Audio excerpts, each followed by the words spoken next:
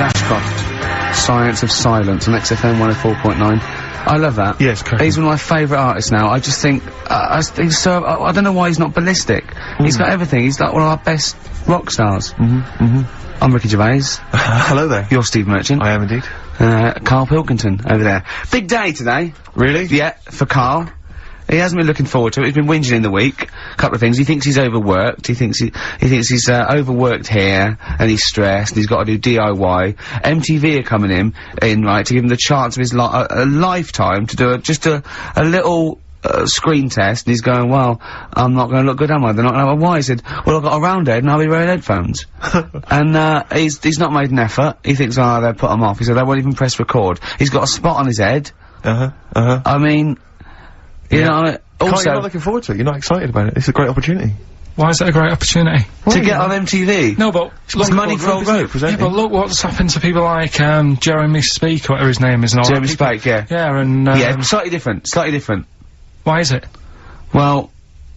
See? You're making it in the industry, and you've got something to give. He happened to be around when they were filming an airport. Well, do you see the difference? Alright, the other one then, who's on a boat. Same thing, although at least she had a skill. She had a skill, you know, she can sing, you know. Well, it's just, I think it can all go wrong, do you know what I mean? Well, of course it can. So can sitting in your little room moaning about nothing happening in the world. You know, he wanted to stop educating Ricky, because nothing had happened. He said, look what happened last week. I scoured the net, he said, all I found was a dog in a car wash, and a parrot and a vicar. Right? I'll tell you what, there ain't much more going on this week. We're talking listen, me and Steve, yesterday, we took a day off to prove you wrong, and we've come up with two of the most incredible things I told you about, and they're amazing. So there are things out there, but just go for truth. Go for truth and science and discovery. Fact is stranger than fiction. You don't have to revert to sort of like God and ghosts. I know, yeah. Do you know what I mean? But the funny thing is, you know, like, last couple of weeks I've been saying there's not much going on. Yeah. I found out when I was looking that there was a day in 1930, right? It was a Good Friday, there was no news, there was nothing going on, they had to put a music video on or something, on the telly, because there was nothing going on. Play a record. We're gonna play some classic tracks today. This is, Debaser. Pixies, Debaser. I was looking forward to playing that. Came and said, Karl, I'll play that. I was looking, he put it on, Lauren just called through and said, we played that in the last half hour. Embarrassing. Yeah. So, what is the point of having a producer if he doesn't check things out? So, I mean, it's a good track. I mean, I'm sorry if you heard that twice in the last hour. Go on, so what I listen to everything all the time. I've been running around, I get in early on a Saturday. You got in about the same time as me? I went out and bought you some biscuits, so you're happy. I put the coffee on. Yeah. I've sorted what prizes we're gonna give away. I've been running to the library getting you certain tracks. Yeah. I can't listen all the time, I'm doing my best. Well, I'm not sure it's good enough, Tom. I mean, I'm worried when MTV come in, if they've heard this kind of shoddy production, they're gonna start to wonder what is it. The same songs every 5 minutes anyway. Sorry, are you sort of overworked because you were on Zoe Ball's show talking? Oh, hello, what's going on here? Well, I was exclusively on our show. No, I was in the car. I seem to remember, Rick, he was a nobody. Yeah. That got a chance to come on air and talk about that. And guess what he was getting auditions with MTV? Guess what he was talking about on Zoe's show? Oh, hello. All the jellyfish stuff and all that. About Can't believe it. Recycling material that you've done on this show. I phoned in, right, and I went, stop doing material on Zoe's boy. He just hung up on me. Well, I had a job to do. Who do you think you are? Your ego has just gone through the roof. Hang on a minute.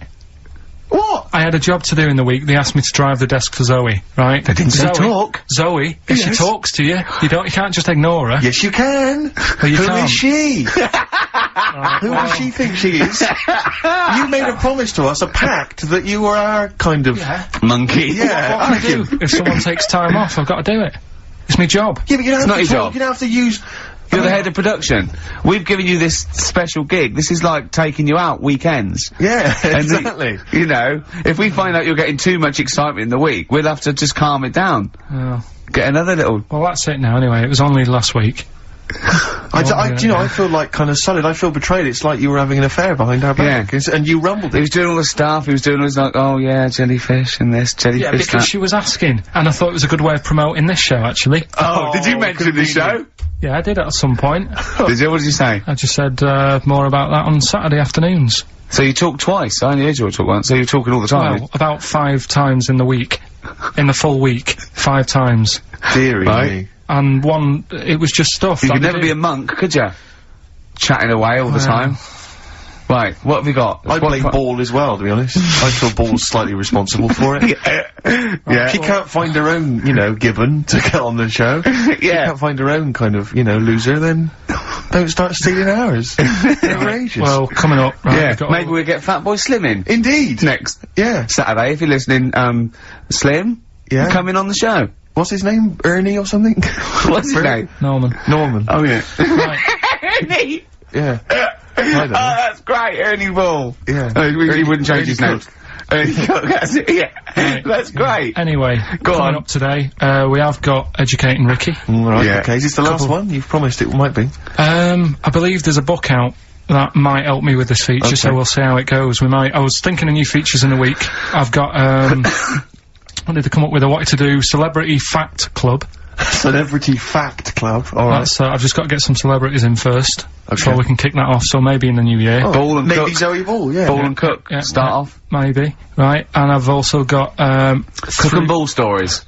Yeah. That's nice. good one. Cheers. Thanks, Carl. Yeah. Maybe you could sell that to Zoe's show. And, I'm also thinking Through the Ricky Hole.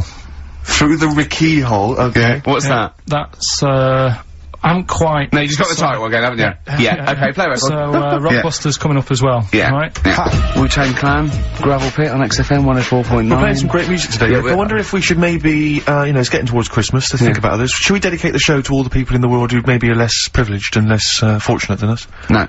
No? Okay. Have you, to do the prizes for the, Prizes? Okay. Alright, so, screw those who are less fortunate, is what TV's Ricky Gervais thinks.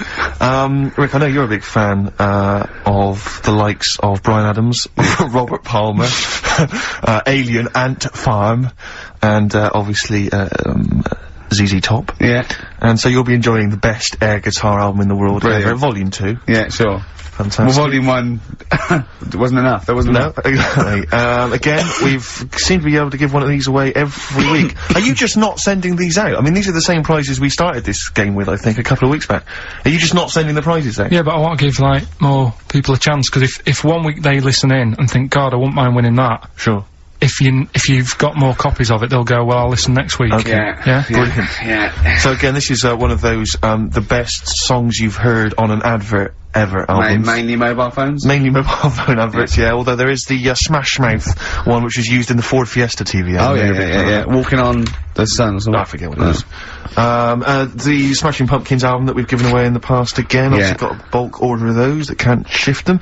Wild Weather, I don't know who's interested in this. This What, is, is that a double box set VHS of different weather? That's amazing. Yeah, there's That is two amazing. cassette tapes there. It's presented How long is by that? Donna McIntyre. It's a thrilling trip with the most exciting forces of our wild and turbulent world. So I'm right in saying it's a double VHS Stuff like video tornadoes set and that. of different weather. Yes. Brilliant. Yeah, no, it's got, I mean, it includes the fastest winds, the Oh, hottest you're desert, joking. and the biggest rain machine on the planet. That's on there, I think you have to... God. I wonder if I hope they're bringing out another box set, Soil. Yeah, absolutely. Just goes through different mud. And this you may be of interest. I've read good reviews of the DVD of this. It's a 2-disc set.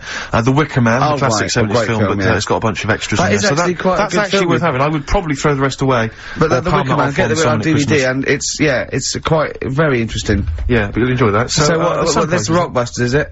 Yeah, that's for Rockbusters. Brilliant. Well, I say get the ball rolling now.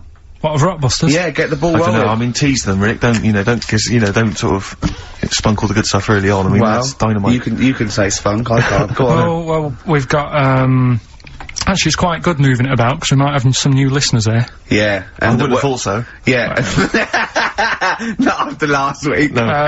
Right, okay, so if you haven't heard it before, I'll give you some initials. It's like initials of an artist or of a It's band. Blockbusters. And a cryptic clue to who the band is. There's 2 easy ones, 1 difficult one. First one is, That'll Never Get Off the Ground. Right. Yeah? That'll Never Get Off the Ground? That'll Never Get Off the Ground is the clue. Not and LZ. The initials are LZ. You are joking. 2 easy ones. Right. Yeah? Okay. Right, and then you've got, that woman's got her husband's gloves and a pair of her own. Say it again. That woman has got a pair of her husband's gloves, and she's got a pair of her own. That's HH. Right? It's a bit of a difficult one. And then the last one, you'll get a right load of bacon off them. Right? You'll get what? A right load of bacon off them. That's L. L. Yeah, so, once again, a very right quickly, load of bacon off of them. you'll get a right load of bacon off them. So, first one, that'll never get off the ground, LZ. That woman has got her husband's gloves, and she's got a pair of her own. That's HH. Brilliant. And, you'll get a right load of bacon off them. That's L. And it's an email-only competition. Email only, ricky.gervais@xfm.co.uk, and we pick a winner before the end. So, And we can win all that stuff. that Wicker Man. The weather. Best of the weather. The best of the weather. That would be amazing. The best of the weather. As a compilation, Channel 4. Exactly. That winds light to variable. I love 1976 Remember this weather. one from August 1979? Warm, isn't it? Oh, this is warm, isn't it? Oh, Best of the weather. I'll tell you what. You remember how we always play, like, great music, usually? I'm up You've in not it. got another one, have you? Yeah, I'm gonna do it. Yeah. This is David Bowie driving Saturday. Oh, Infinity Game. What? I'm in the same problem. I know, beating a biscuit. Yeah. David Bowie driving Saturday. That's a great track, isn't it? A crash course for the ravers, eh? That's what this show is, isn't it, Carl? Crash course for the ravers. They tune and they go, wow, that's so cool. I wish I was like Karl Pilkington. You reckon? Yeah, definitely. You forgot to read your mum's clues out, didn't you? Yeah, These are just for fun only. This is Carl's mum. She listened one week, and now she sends him a little example of, Rockbusters every week. She's got, what did she send? This group would go well with your Christmas dinner. Cranberries? Yeah. They make a few good cupboards. They make a few good cupboards. Yeah. The cupboards. Just carpenters. I was thinking of EMF.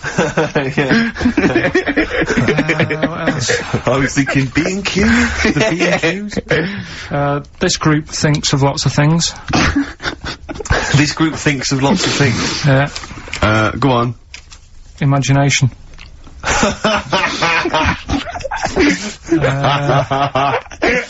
I think they're the best ones. Yeah, they're well, if they're the best ones, let's hear the others. obviously we want the worst ones then. Here's one more. She'd really like Blackpool. She'd really like Blackpool. She'd really like Blackpool. Fairground attraction. Not bad. Yeah. Not bad. Right, so, there's, Does she write anything else in the letter? Or does she just send them, like, scrawled on the back of, you know, I don't know, a till receipt? She did with the first one, now it's just the Rockbusters. Right. Really? She doesn't bother asking how you are, or... Well, I speak to her in a week. On the phone, so it doesn't- What kind of conversations would you have, then, with your What do you mum? say? Stuff. do you moan about how overworked you are and stuff to her? I mean, they're always surprised when I'm getting in late and that. It's like, you know, what have you done today? Well, I've just got in from work and it's like 8:30 at night. A lot of people get home at 8:30, Carl. Next. You know, just saying how's the flat going. I was asking my dad some DIY tips the other day. You know, usual sort of stuff you talk with your mum and dad, really. Yeah. Talking about the Bisons with them. I was watching, did you watch The Mammals in the week? Oh, I missed David it. Attenborough. No.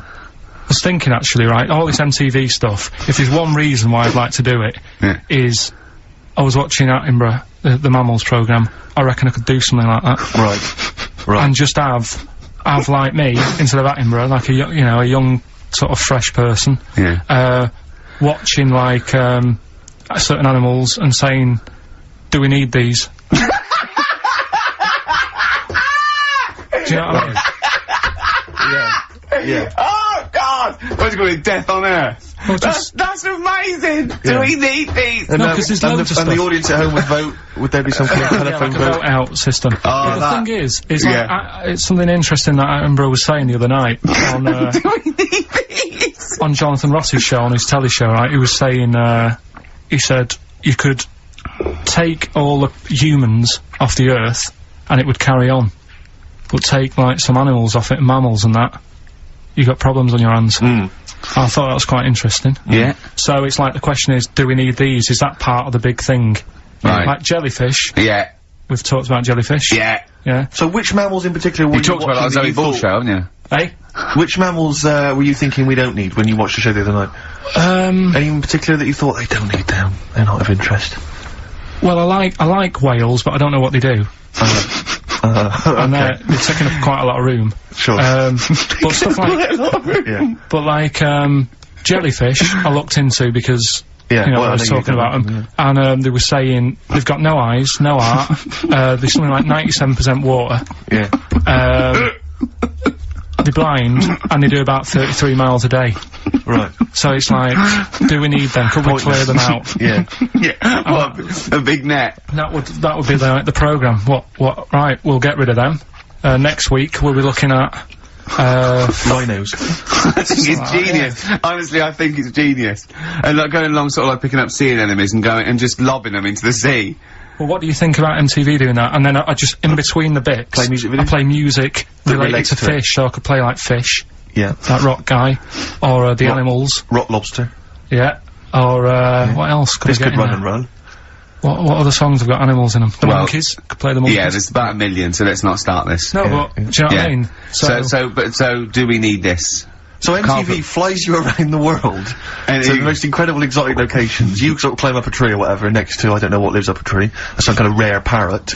You say, look at Sloth. that, it's colourful, Sloth. it's interesting. Oh, you like sloths, don't you? No, they just live up trees, but I'd say, do we need them? Why? Well, what do they do? What do you mean? What do they do? What do you want from an animal? Carpentry. What Well, do you like, want? I don't like scorpions, right? Right. But then I found out they look after those monkey things. They're not monkeys, they're Whatever. lizards. Well, alright, yeah, them lizards, they look after the lizards. So there's a reason. But do you need the lizard? Could be your next yeah, question. because the local people made shoes out of them. But not when the scorpion protected them, they didn't. Alright, we don't need them then. Okay. So, and so ultimately, would anyone decide, I mean, do the animals kind of get a chance to mount a case for their survival? I mean, is there maybe someone that comes into their corner and sort of defends them? I'd have like a David Attenborough type character who says, Right. well, they do this, and I'll go, yeah, but do we need that doing? Yeah. Yeah. Okay. So, Yeah. and so what does an animal need to do in order for you to feel that it sort of gets a chance of life? I mean, like a pet, like an animal, like a dog maybe, or a cat, I mean, they give a certain affection to its owner. Is that a valid, reason to survive?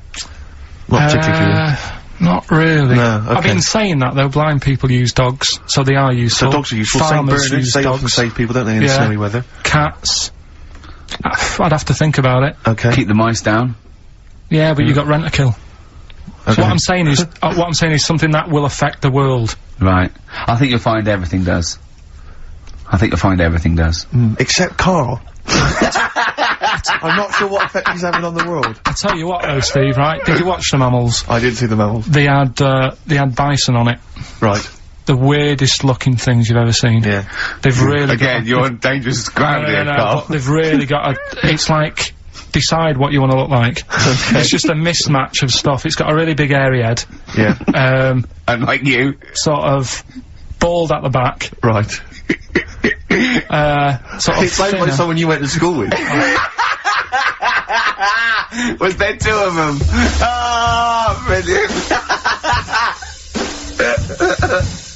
From the album Original Pirate Material, it's obviously The Streets, and an album track from that, It's Too Late. Fantastic, isn't it? Yeah. I know everyone's raving about it being, you know, one of the albums of the year, but it is, I think. It's great. That's brilliant. I love the backing as well. It's just so good. The lyrics, the things you go, they're my favourite band of the year. Next week then, we'll do all our favourite songs of the year, shall we? No, I think it's got to be 2 weeks' time, hasn't Oh, it? 2 weeks, is it? Yeah, We'll do I'm the away Christmas. next week as well. What do you mean you're away next week? What are you doing? Zoe Ball show? I'm going up north again. Why? So Claire's gonna be here with you. Okay. Yeah, at least What are you doing up north? she does her job. Just, Suzanne's dad's birthday, so. I bet he's a party animal. I've read that they really kick off, don't they? Is it, yeah? When? So You gonna be raving? can't concentrate now. Oh, well, he's all stressed because the lady from MTV's here. She's going to film his little face. So the what- the things he said in the week, he was so worried. He's got worried about the spot on his head. That won't come out. Just you got your best side. He's on that side, that's alright. Oh, yeah, the camera's out. Look, he's getting nervous now. Okay, Carl. Ignore the camera. Okay, just ignore the camera. Okay. Now, me and Steve have done our research for you, and we've got two amazing things to tell you. What should I tell him first, about the baby or the... Well, they're both equally fascinating, so you choose. I'll tell you the crab thing first, right? Steve actually saw this thing in The Guardian the week, about our research thing, and then we looked it up, we looked into it on Friday, and it is incredible. Right, listen to this. There's a thing in a bay in, New England, right, where it's like the biggest, they make silicon chips and stuff for computers, right? And because of the data protection thing, after they've done them, because they have to destroy the plates, right, where the information's sort of put onto them, but there's still flakes of silicon, they sort of grind it down straight away, and some of the flakes got into the bay, okay, but some of the information's still on even the slight granules of silicon, anyway, gets in the water, and silicon is rather like, a carbon derivative. They reckon if there had been life on another planet and it wasn't carbon-based, it'd be silicon-based.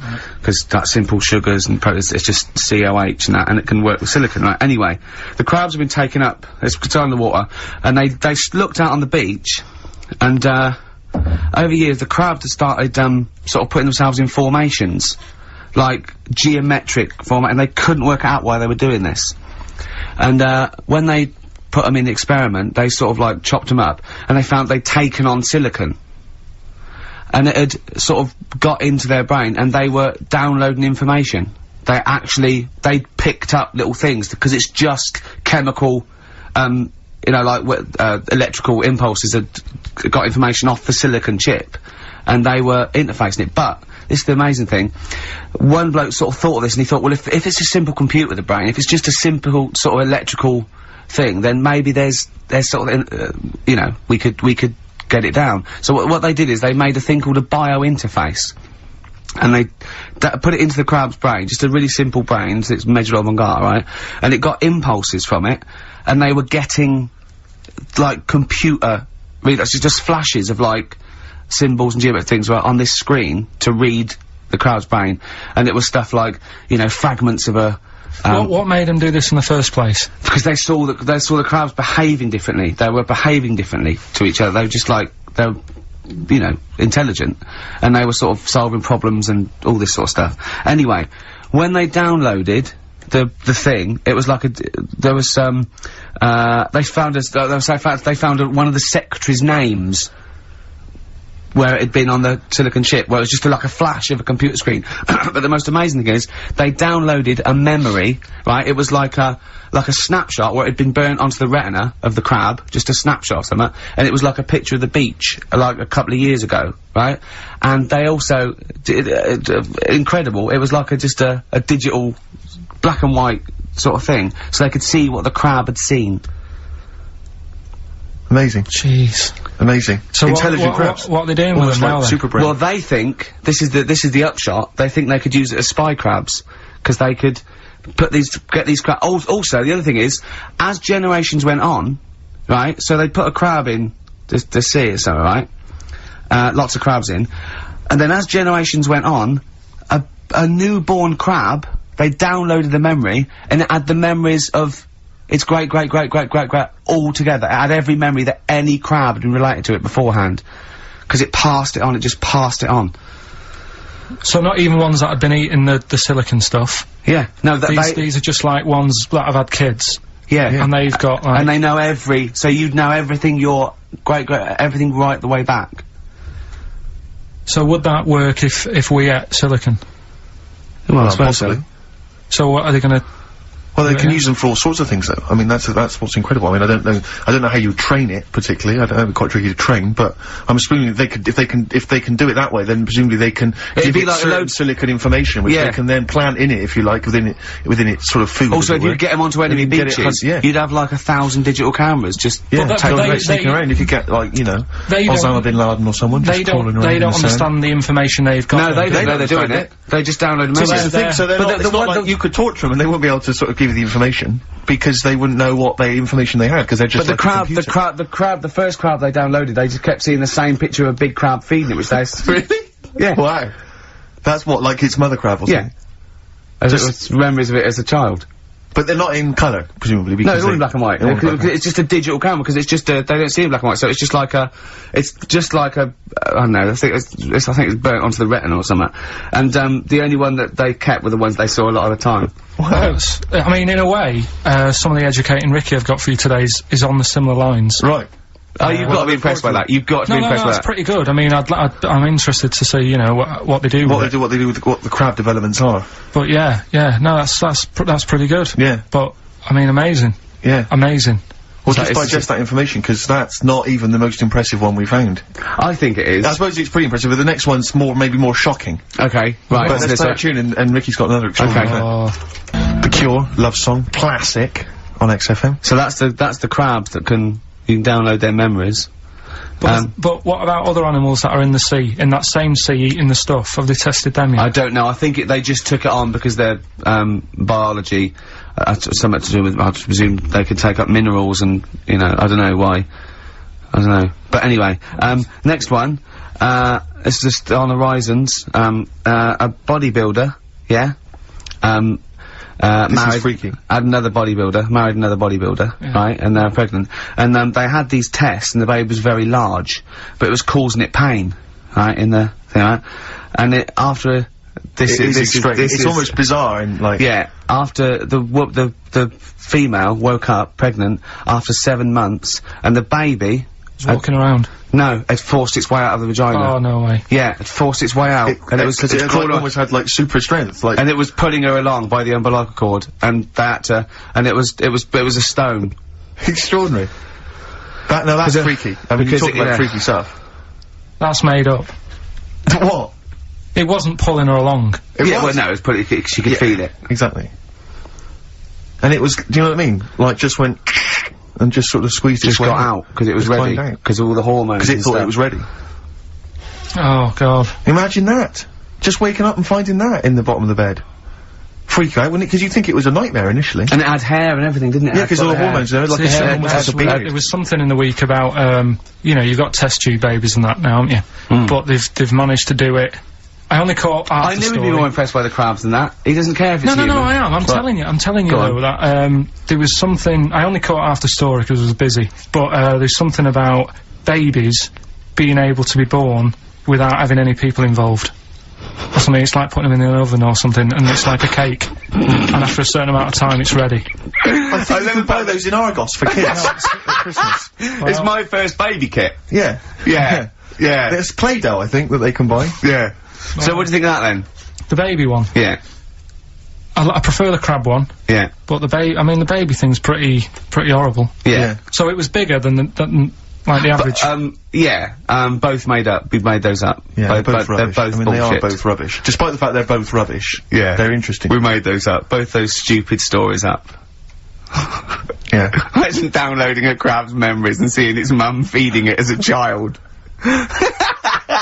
Both apps are rubbish. I had trouble. Yeah. I know I was gonna have trouble with, pushed its way out of the vagina. Yeah. I practiced that about 30 times yesterday with Stephen. I was going, I'm not gonna be able to do it, mate. Yeah. I'm not gonna be able to say that. Yeah. Are you disappointed?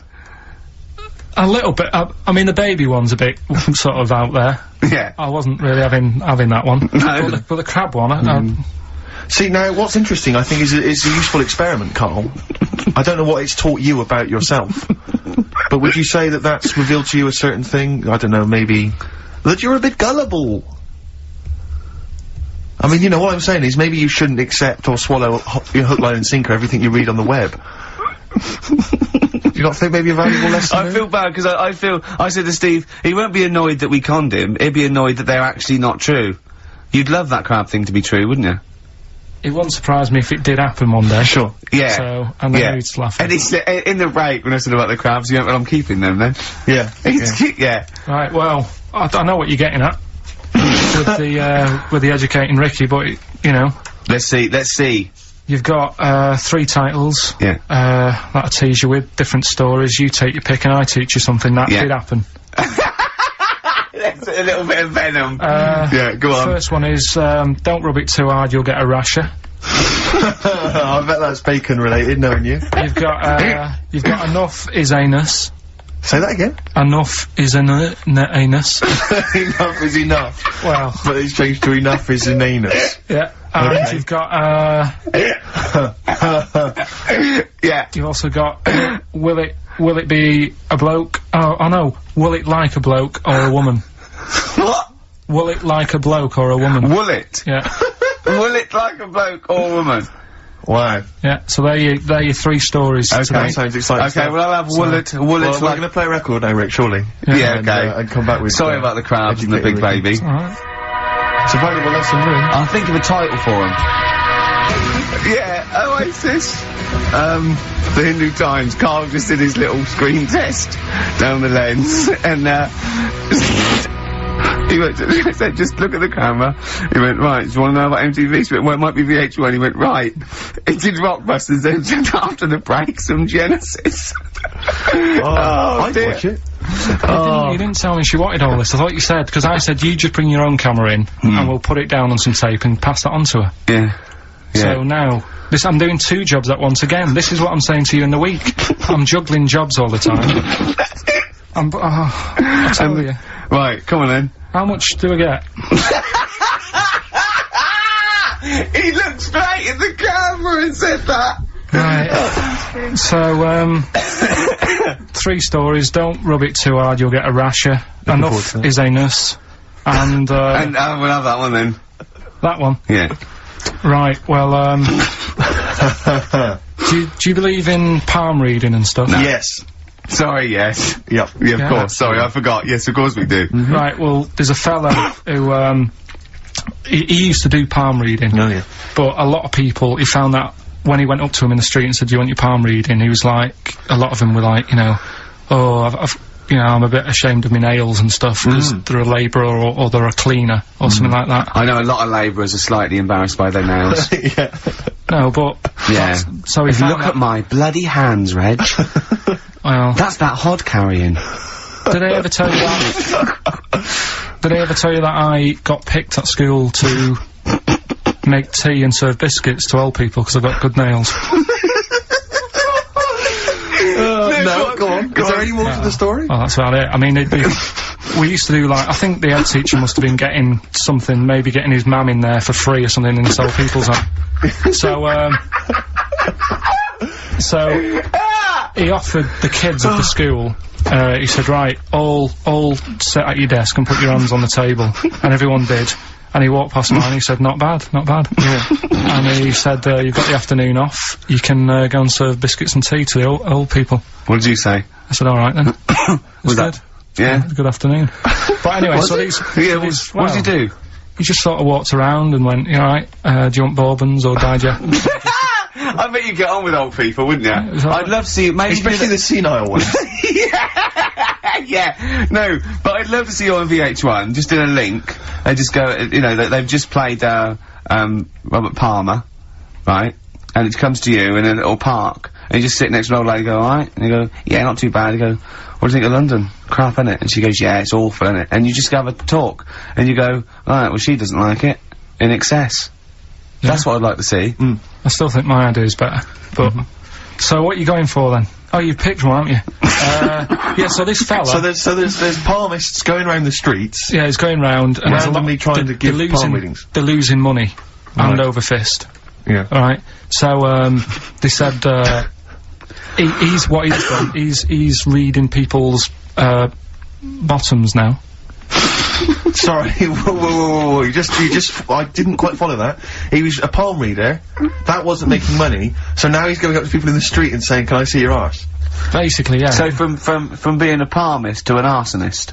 Well, they just, that's what he does. He said the same sort of lines and that you get on your hand, you get them on your bottom, and, he can read them. Right. Yeah, he's not a pervert or anything, or making up as he goes along. No, that's it, that was that. So, if a man came up to you in the street and said, can I have a look at your arse? Can I read your arse? You'd drop your trousers, would you? No, if he went up to him and they said, oh, I'd rather you didn't, because I'm a labourer, I've got bad fingernails. No, that's why I've seen, that's what a lot of labourers, they're showing their cleavage, you think, but actually they're having their arse read. Absolutely. That's what a lot of, that's what it is. And then, right. So is that the end of the story? Yeah.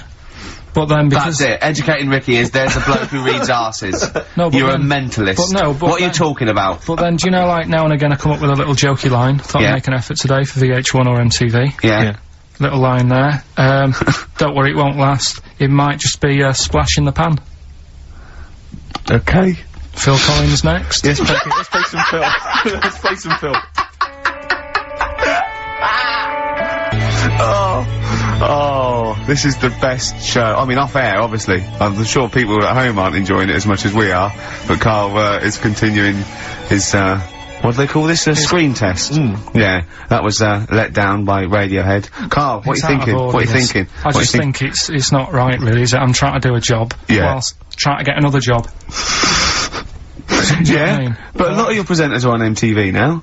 Yeah, but all of them have got Zane in their name, but you know. Yeah, it's not really right, is it? Go on. But, right, so you better get that out of you. Karl Zane Pilkington. Educating Ricky, will we carry on? Yeah.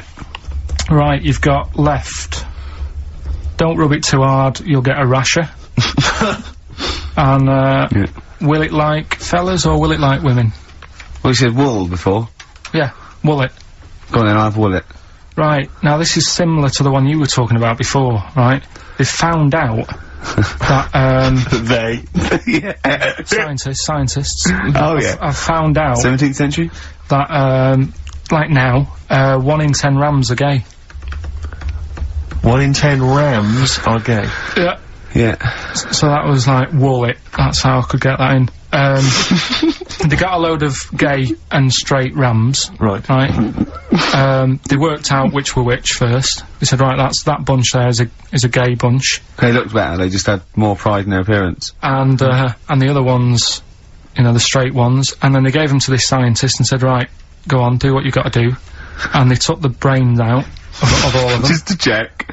And, they did tests on the brain, and it worked out that they've got something smaller in the brain. The gay ones have got something in the brain that makes it smaller. And they said, right, well, that's probably how it's gonna work on males. On like, males and females and, like, humans. So you took from this that gays have smaller brains than straight people? No, there's something in the brain. Right, go on. So if someone's saying, you know, oh, I'm a gay, or they're not sure or whatever, they will now be able to find out. So you can go to the doctor and to find out if you're straight or gay. Is there any gay in my brain? Let's have a look. You've got a little bit of gay in you, yes, a little bit of gay in there. Yes, you've got the, you've got a little bent cell there. Well, that's why they did it, anyway.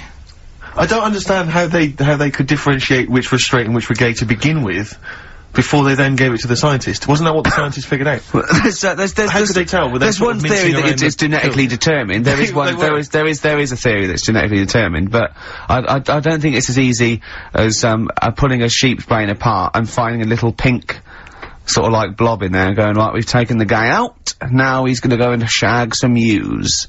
I don't think it's that straightforward. Although homosexuality does occur at a similar sort of rate in animals, I think. Yeah. Yeah. So you knew that, didn't you?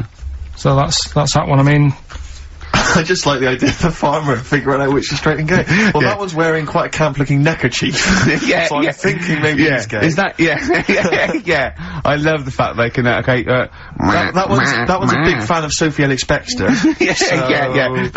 They put on ABBA and see which ones dance. Exactly. That's how they. Which one? Yeah. Put on like Barbara Streisand and see which ones sing along. That shit is rubbish. What did I find out? Did you just say that is rubbish? No, I found out other stuff in the week that didn't make the top 3. Wow. We haven't even had this must be mediocre stuff. This must be really bad. Yeah. Or it might be dubious. Go on. There's a woman in Ireland. Yeah. Who has been with a fella for 11 years. Yeah.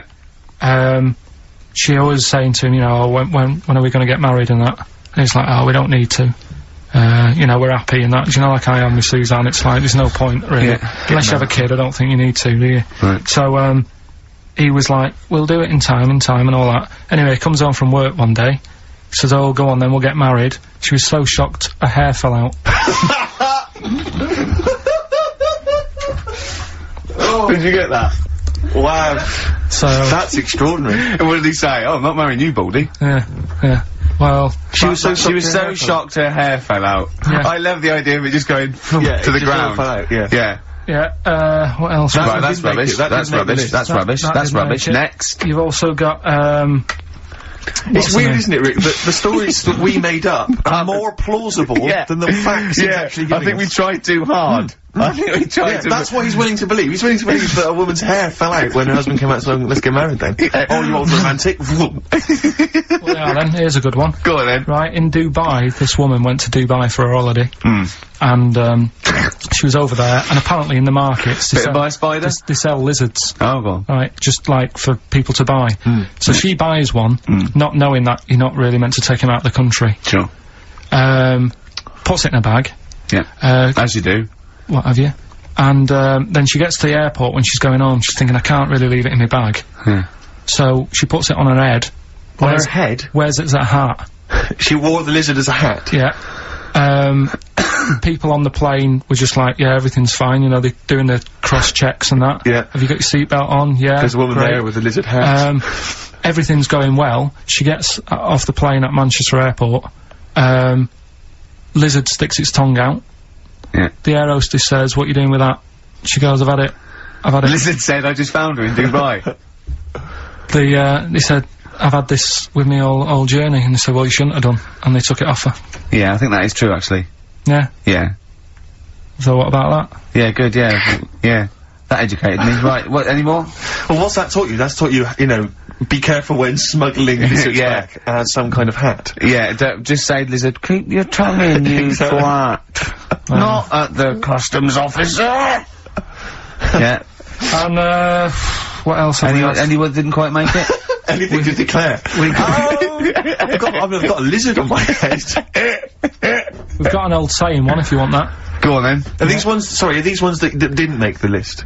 These are ones that didn't make it. Oh, right, okay. Because I always get more in than I need to, just in case. Just think if someone's just tuned in now. Is Anders listening? Well, I'll tell you, Dickie Anderson. I've got an email from Richard Anderson, Dickie Anderson. Go on. The Dick Machine, which... The big dick. The big dick, which, now this is interesting. I mean, I think we're wearing him down. Ricky, I think your show might be improving. Go on. That sense of despair and loneliness I normally feel when listening to your show doesn't seem so bad today.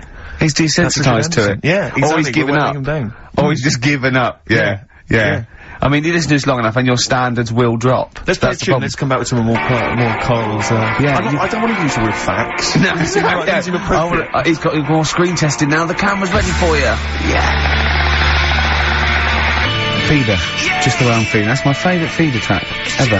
It's bugging me. It's just like, a ride track from about 10 or 15 years ago. So if you know, put me out my misery, email in. It's just like a ride track from about 1990. And I can't, it's just the beginning. Drive me mental. Ricky.gervais@xfm.co.uk. Yeah, well, half hour to go. You've done your screen test. Yeah. Reluctantly.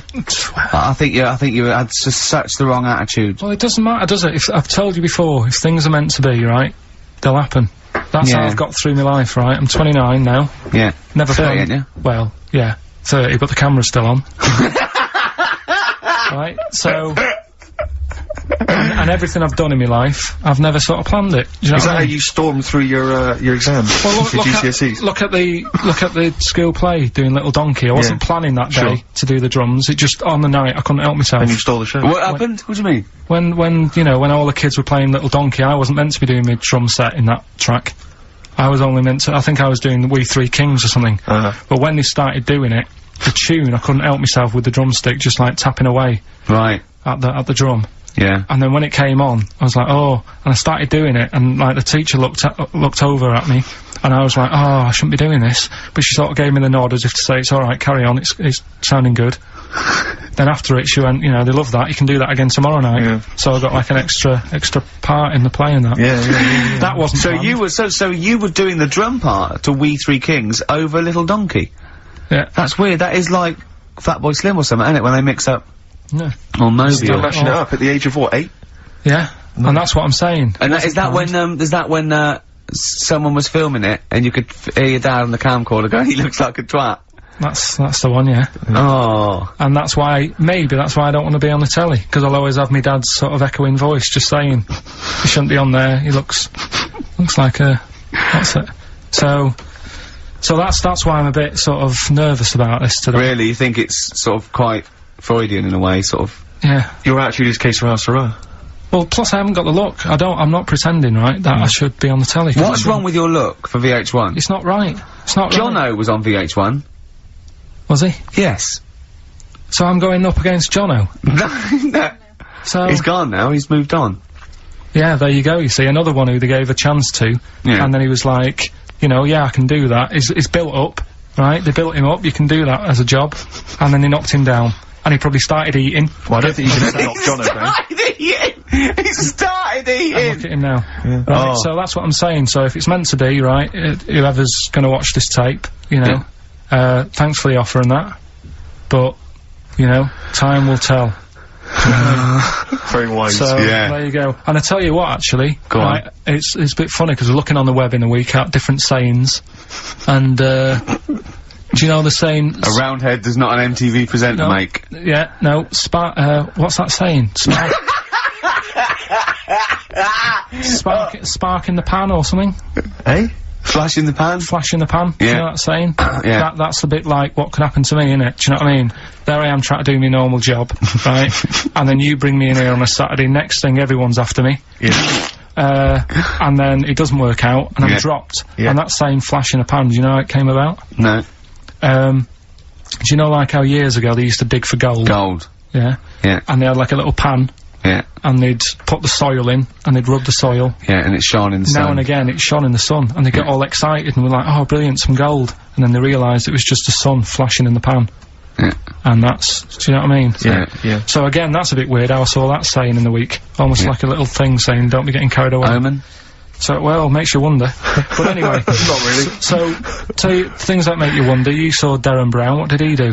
Darren Brown, he is no. extraordinary. Yeah, I told him about it. You should peep. A lot of people don't realise who Darren Brown is, and he's, well, I think, the best illusionist in the country. we went to, Jonathan Ross's house, for his birthday. I didn't. No, me and Jane, and we went there, right, and there was lots of people there, and, Darren Brown was there, Jonathan got Darren Brown to do, and it was incredible, he did all these tricks, right, I mean, incredible, it was just amazing, and he did one, with the bloke who was there, the, friend of Jonathan's, I think his name was, Ray, and, he got him to give the pack, he said, count the cards, and he counted out 52 cards, yeah, he went, think of any card in that pack.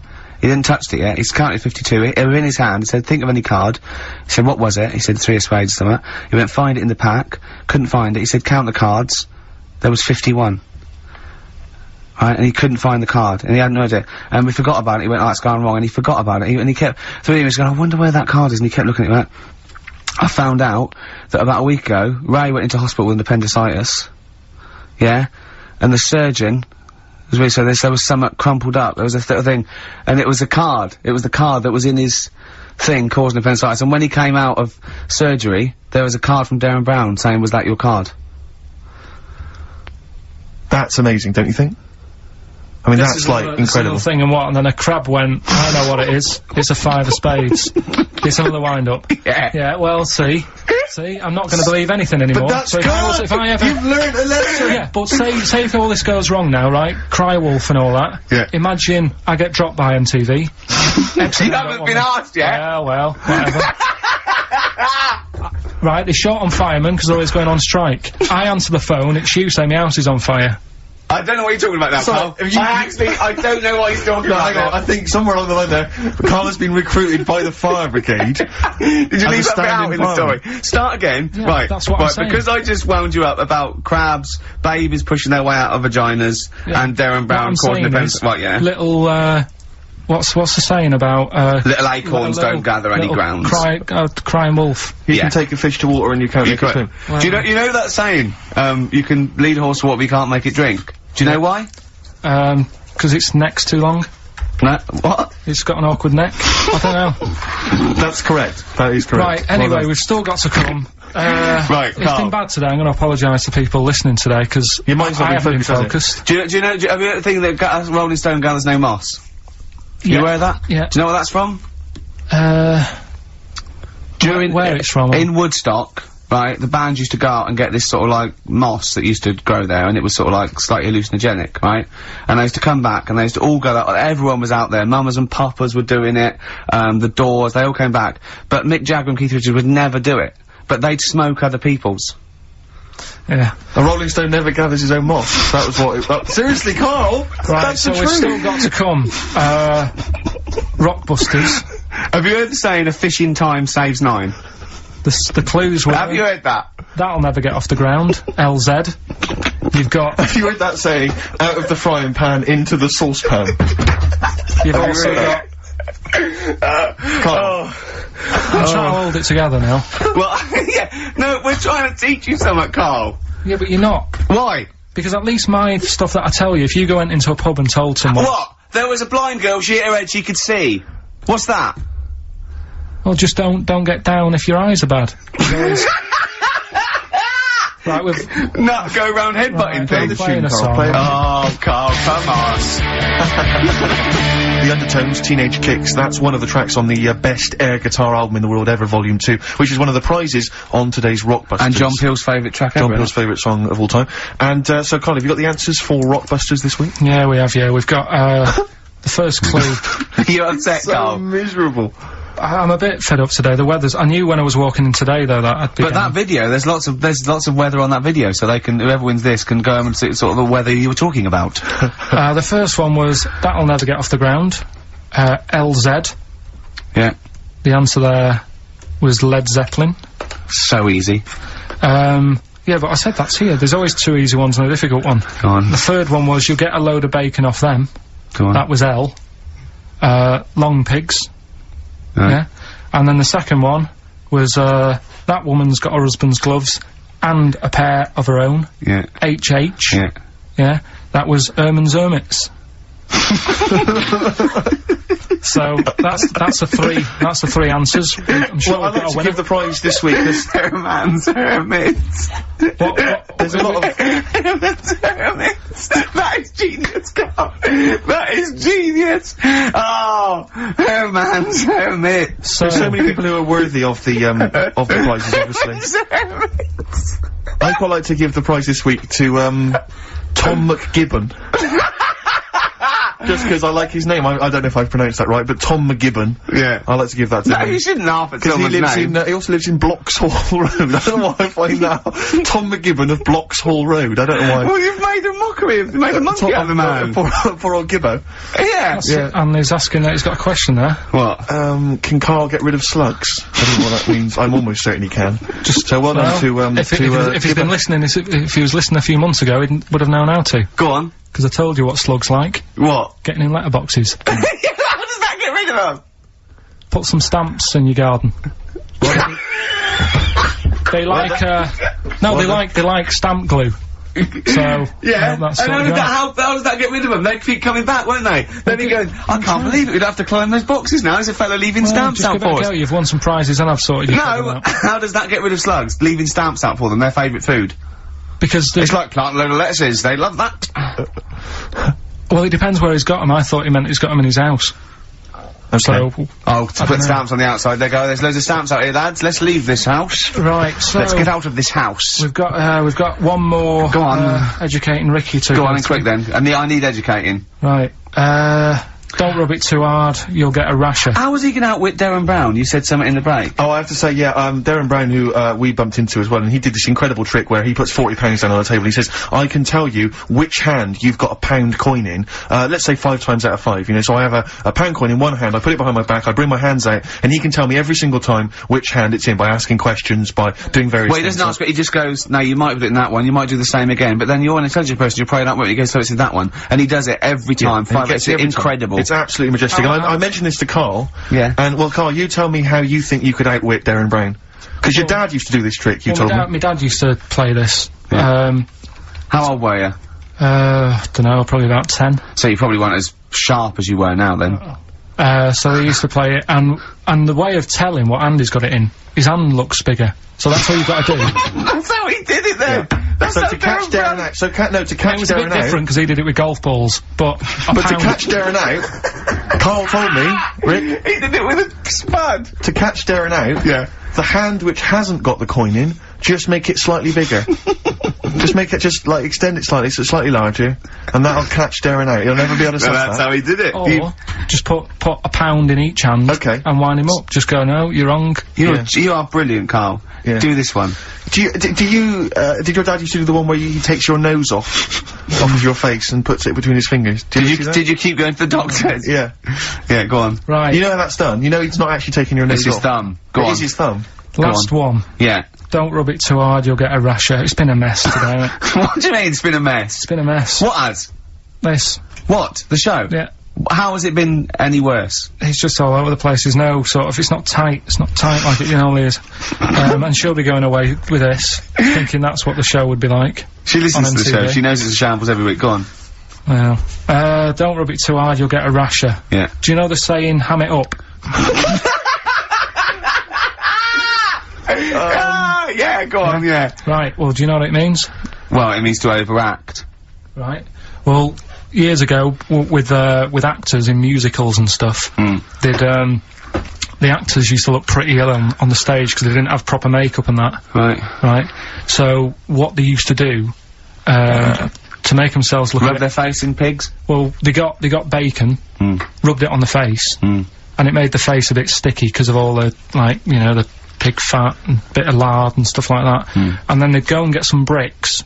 Bricks? Yeah, house bricks. Rub them together, make some sort of red dust from the brick, and then put the dust on the face. And the fat and the lard and that would make the dust stick to the face.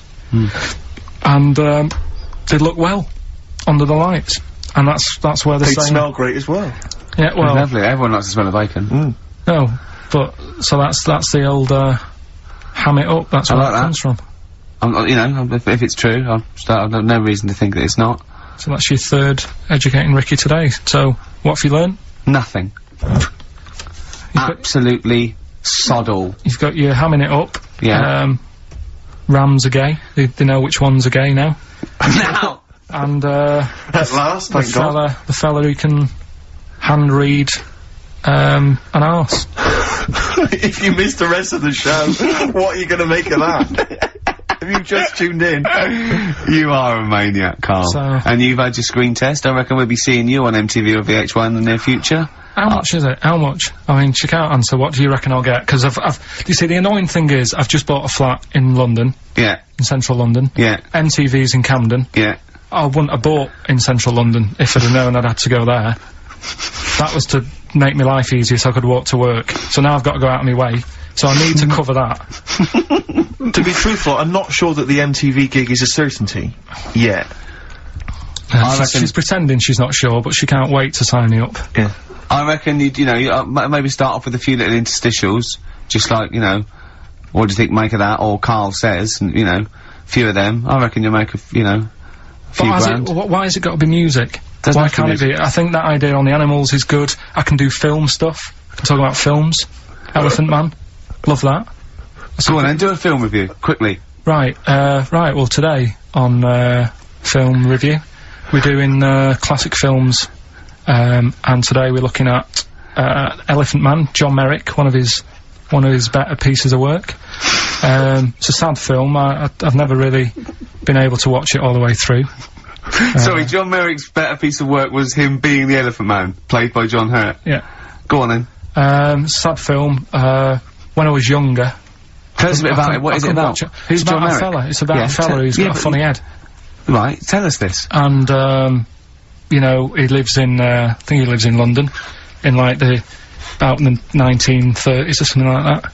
And he's being picked on all the time and stuff. And, first time you watch it, you'll probably cry a bit.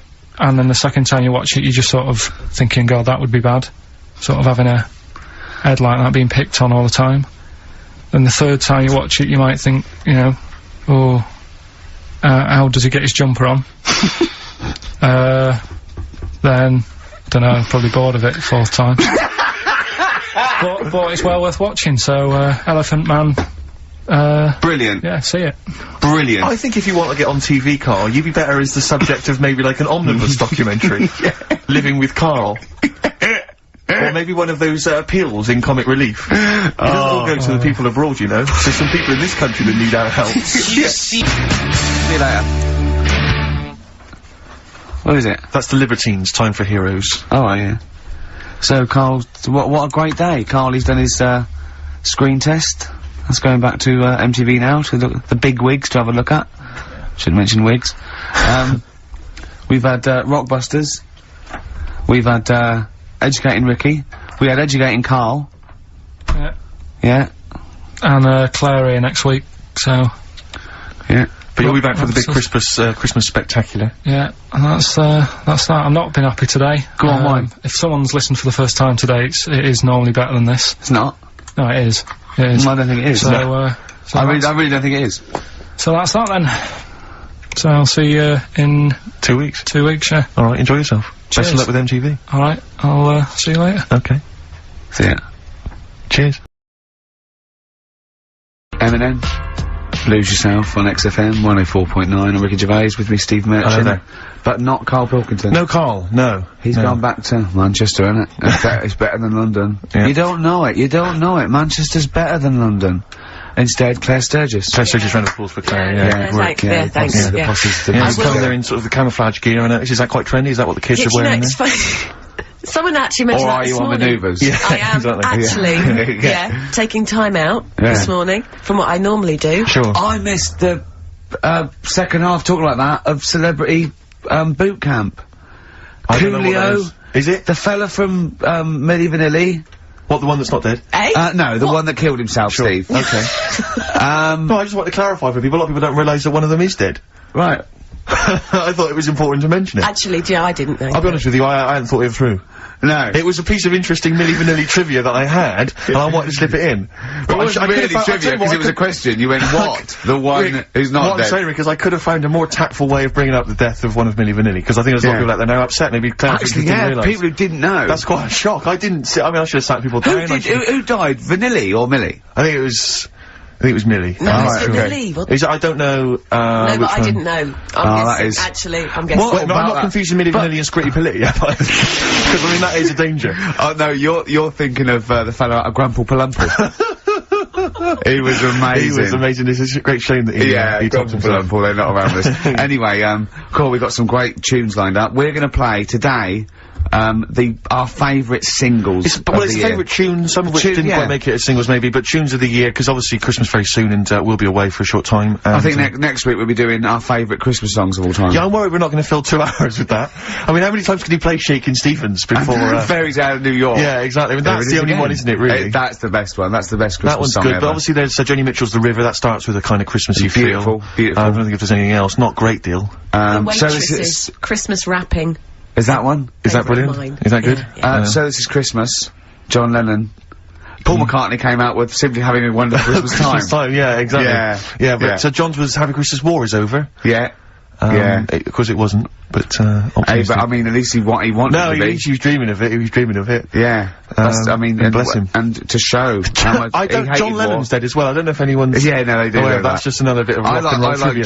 John's protest against war. He stayed in bed for a week. Yeah. I've been doing I've that. done- I've been protesting against war for ages. Yeah, I'm yeah. eating hamburgers Yeah, absolutely. against war. Absolutely. I just go into Burger King on the way here. I went to the counter. I But said, of course, that's not. I mean, not product placement there. And there's a number of other burger joints that people may wish to go to if I they often go to choose. McDonald's. Yeah, I often go to exactly, McDonald's. But I went into Burger King because it's close. And I went in Convenient. there. It's convenient, but then often McDonald's will be convenient. I mean, Convenient. McDonald's is just as convenient. yeah, Depends where you are. Just as convenient depending where you are. And I said, could I have a cheeseburger and small fries? Take away, please. And he recognised me. He went, oh, I've seen you on telly enough, one, yeah? He went, there's your meal. So I went, thanks. He winked and went, I'll put large fries in. Brilliant. So that's So, the sort but I of- love it's. so it's paying off. At last, true genius is being rewarded But I'm by just the intrigued to burger know, joints. because I mean, there's been a couple of times where I've been with you, and yeah, we've gone in a restaurant and someone's given you a free meal or whatever. I And it's the know. way that it's like you don't ask for it; it's No. just kind of offered. But I don't know what they're expecting in return. Nothing. I mean, do they Nothing. think that you'll go away and you'll always think fondly of you know Chad who works in Burger King? I just think they think, oh, I don't know, they make I'm like going to the- give him a little treat. Yeah, I know, I don't like it, but then I'm always grateful and I never, Yeah. but the thing is, I'm I'm slightly embarrassed. Did anyone around you hear what had happened? No. Because I imagine the resentment, just the whole room No, turning they on didn't. you. I had to go around telling them. Yeah, I went and said, excuse me, did you hear that? He goes, no. I go, he just gave me the free thing because I'm on the telly. And I went, I don't recognise. I went, you don't recognise me? I'm terrified now that, that someone could be listening at Burger King HQ. You know, I'm assuming this is an unorthodox procedure. And you that know. little fella's got fired. But we know, they know it's Leicester Square now, because I just mentioned it. So they know which Burger King it is. Oh my god. I don't know. What was his name? Ralph Littleton. He had a name badge. Number 342. Well, I just hope Littleton doesn't get in trouble. So, what are we gonna play That could be a first? sad Christmas for him. He's probably keeping his whole family afloat. Bit of Springsteen. Well, tunes of the year. I mean, I know people dismiss Springsteen, but as I say, the gig I went to see earlier in the year, I made it in the end. Sturgis couldn't believe we were gonna play Springsteen. Brilliant. I just think, you know, leave aside what you think is cool and trendy and the fact that he's older now or whatever else. Really? Just leave all that behind and just listen to the tunes because, you know, he remains a great musician. Lonesome Day? Lonesome Day's the current single and it's the first track on the album. And, free chips. absolutely. That's brilliant. The boss. Do we care if it's trendy? I don't care. We're like Huey Lewis. It's hip to be square, Steve. That's true. We should play some Huey. Oh, we can't. Can we? No. Oh, come on, the power of love. No. Oh. It's a curious thing. Yeah, yeah. It makes one man beat, makes another man sing. I don't know what's going on there. It's weird, isn't it? It's strange. Oh, flipping heck. Yeah. Springsteen there. Yeah, no, obviously he's playing again next year sometime. I bet even trendy people thought, well, yeah, it's alright. But, I mean, I bet they wanted to rock. I bet they wanted to drive along a freeway. Well, I think you've got to be hard pushed to turn over the channel if you're driving and that's playing. Who wouldn't want to be driving a car while that's playing? You know? Down an open freeway. We are sounding, I know there's a little bit of irony in it, but we are sounding like Dr. Fox. Did you see the final of, Fame Academy? No, I don't watch Fame Academy. Foxy got in there, he was in the audience. No! Yeah, How did not Foxy enough being on Pop Idol, he was in there. And, do you know who was sitting next to him? Next to in Foxy? disguise. In disguise? In disguise, he had a little beard and a woolly hat on, looked like a badly drawn boy. Mackenzie Crook. Really? And we had to, we taped it, and I went, it is, and we taped it, and he was there. So he's back from America. Was it obviously a false beard? No, I think he's... Is he befriended Foxy? I don't know. Are they hanging out together now on the tonight. We're gonna see him What was tonight. he doing in the States then? What was he doing? He's doing a film, yeah, so Mackenzie, yeah. In fact, he probably is wearing a beard. He plays, we can't say too much about it, he's playing a pirate, I think. Yeah. Oh, we'd make a good pirate. Yeah, exactly. So far he's been cast as a pirate and a ghost, which seems to make sense. Oh dear. So, I'll be pumping in for information about Foxy, because, you know, I'm a big fan of Foxy's, you know. I know. Both a DJ and a medical man. I like the way that you got Pumping and Foxy in the same sentence. yeah, absolutely, yeah. I'd love to. Calm down. Did you just say you're going to see him tonight? Is it Comedy Wars tonight? Yeah. Yeah, it's the big do, yeah. You're going, obviously. Yeah. Of course. What are you wearing? What are you wearing? Very boring, I'm afraid. What? Very traditional tuxedos. Tuxedos. We went shopping together and bought them. It's quite sad. I don't know. I should have said that. I've lost a certain degree of rock and roll cool. It was funny, because I went straight in, I went, 42 chest, 36, 30 leg, that's fine, right? Steve, I had to stay there looking at Steve trying about 9 jackets so the arms weren't too short. Yeah. I suggested at one point go down to London Zoo and see what the gibbons wear. Because it's, every single... Those little jackets you see them wear when there's an organ grinder. Now, who's making those? I want one of those. 6'9". Yeah. Oh dear. Have you got the cummerbuns and things? You've got. Well, this is the thing. My father phoned up. You know, I have conversations with my parents, which are always they'll phone up and it'd be like, "All right, how's it going? What are you having for tea? What are you having for tea? Probably having a lovely. I'll probably have a spaghetti bolognese tonight, Dad. Oh yeah. What have you had, Dad? Oh, your mother just made a lovely lasagna, Steve. I mean, it literally, that's the conversation. It's like, yeah, I think every parent is they're just interested in food that you've eaten, food you're planning to eat, food you've enjoyed in the past, because they just want to know you're eating. That is And then, have you got enough vitamin C? Got enough vitamin C tablets? Because I can always send you some. I can buy them myself, Dad. I'll send you some. It's not a problem. Dad, I don't need to. So anyway, he says, what have you done? You know, and I'm trying to think. I think to myself, he'll be impressed if I bought a tuxedo. I say, I bought a tuxedo. Will he like that? Yeah. He said, you bought a tuxedo. Why didn't you rent it? I said, well, it was quite cheap. It went out cheap. Told him the price. He went, no, it's not bad, not bad. Elaine! You just bought a tuxedo! You just bought a tuxedo, Elaine! Yeah. He said, have you got a cummerbund? I said, a cummerbund. I said, do I need a cummerbund? He said, well, you're gonna be dancing? Like he knows the Like he rules. knows, like he's some kind of, like, I don't know the man's ever worn a suit, let alone a tuxedo. What does he know about? I love your dad. Gonna be dancing? I just had the idea of him being at some kind of do, and right, Elaine, jackets off, cummerbunds on, time for a dance. You know a cummerbund? Do you wear it over your braces then? Because those things are, because you're not wearing a belt, I assume. No, you wear it under the braces, I think. No, you No, don't. do you? I don't wear know. it over it, don't you? 'Cause Over the belt, but braces is different. there's no Different thing. belt. Well, no, There's if no you... belt in a tuxedo, is there? No, you're right. No, you're right. It is over the braces. Sorry, how many people tuned to XFM are worrying about the etiquette of No, but cummerbunds? this is important because of the Comedy Wars which is going on. It's live tonight. Yeah, I isn't know, it? yeah. Well, that's But I tell you why this, Rick, I tried on the tuxedo I bought yesterday, I got a new shirt as well. I look like James Bond. I'm not gonna lie to you. No, I do I look like can't James wait. Bond. I look exactly like him. It's uncanny. It is uncanny. Really? Because Yeah. the bloke in there said you look like a lanky streak of piss, and I looked good. No. No, he did. Because as you were walking out the shop, he called me back in and said, you know that I know, fat man that off was the for telly? show. That was for show. Because when, the very last time, when you He were said definitely... you look like were Odd Job. definitely He said you look already like Odd Job. No, he said you look when like were Blofeld. He He said said you look when like- you were definitely on the tube, he said said you who's look the like goggle Blowjob. eyed, He said you look like drinking streak Blowjob. of piss with a stupid gingery blonde hair and He said you look like a goggle combination eyes. of Blofeld and look Odd Job. brilliant, You look like Blowjob. He said He is a Blowjob. lanky twat. He said blowjob. Richard Ashcroft on XFM 104.9. That's in the top 5 for me, the singles of the year so far.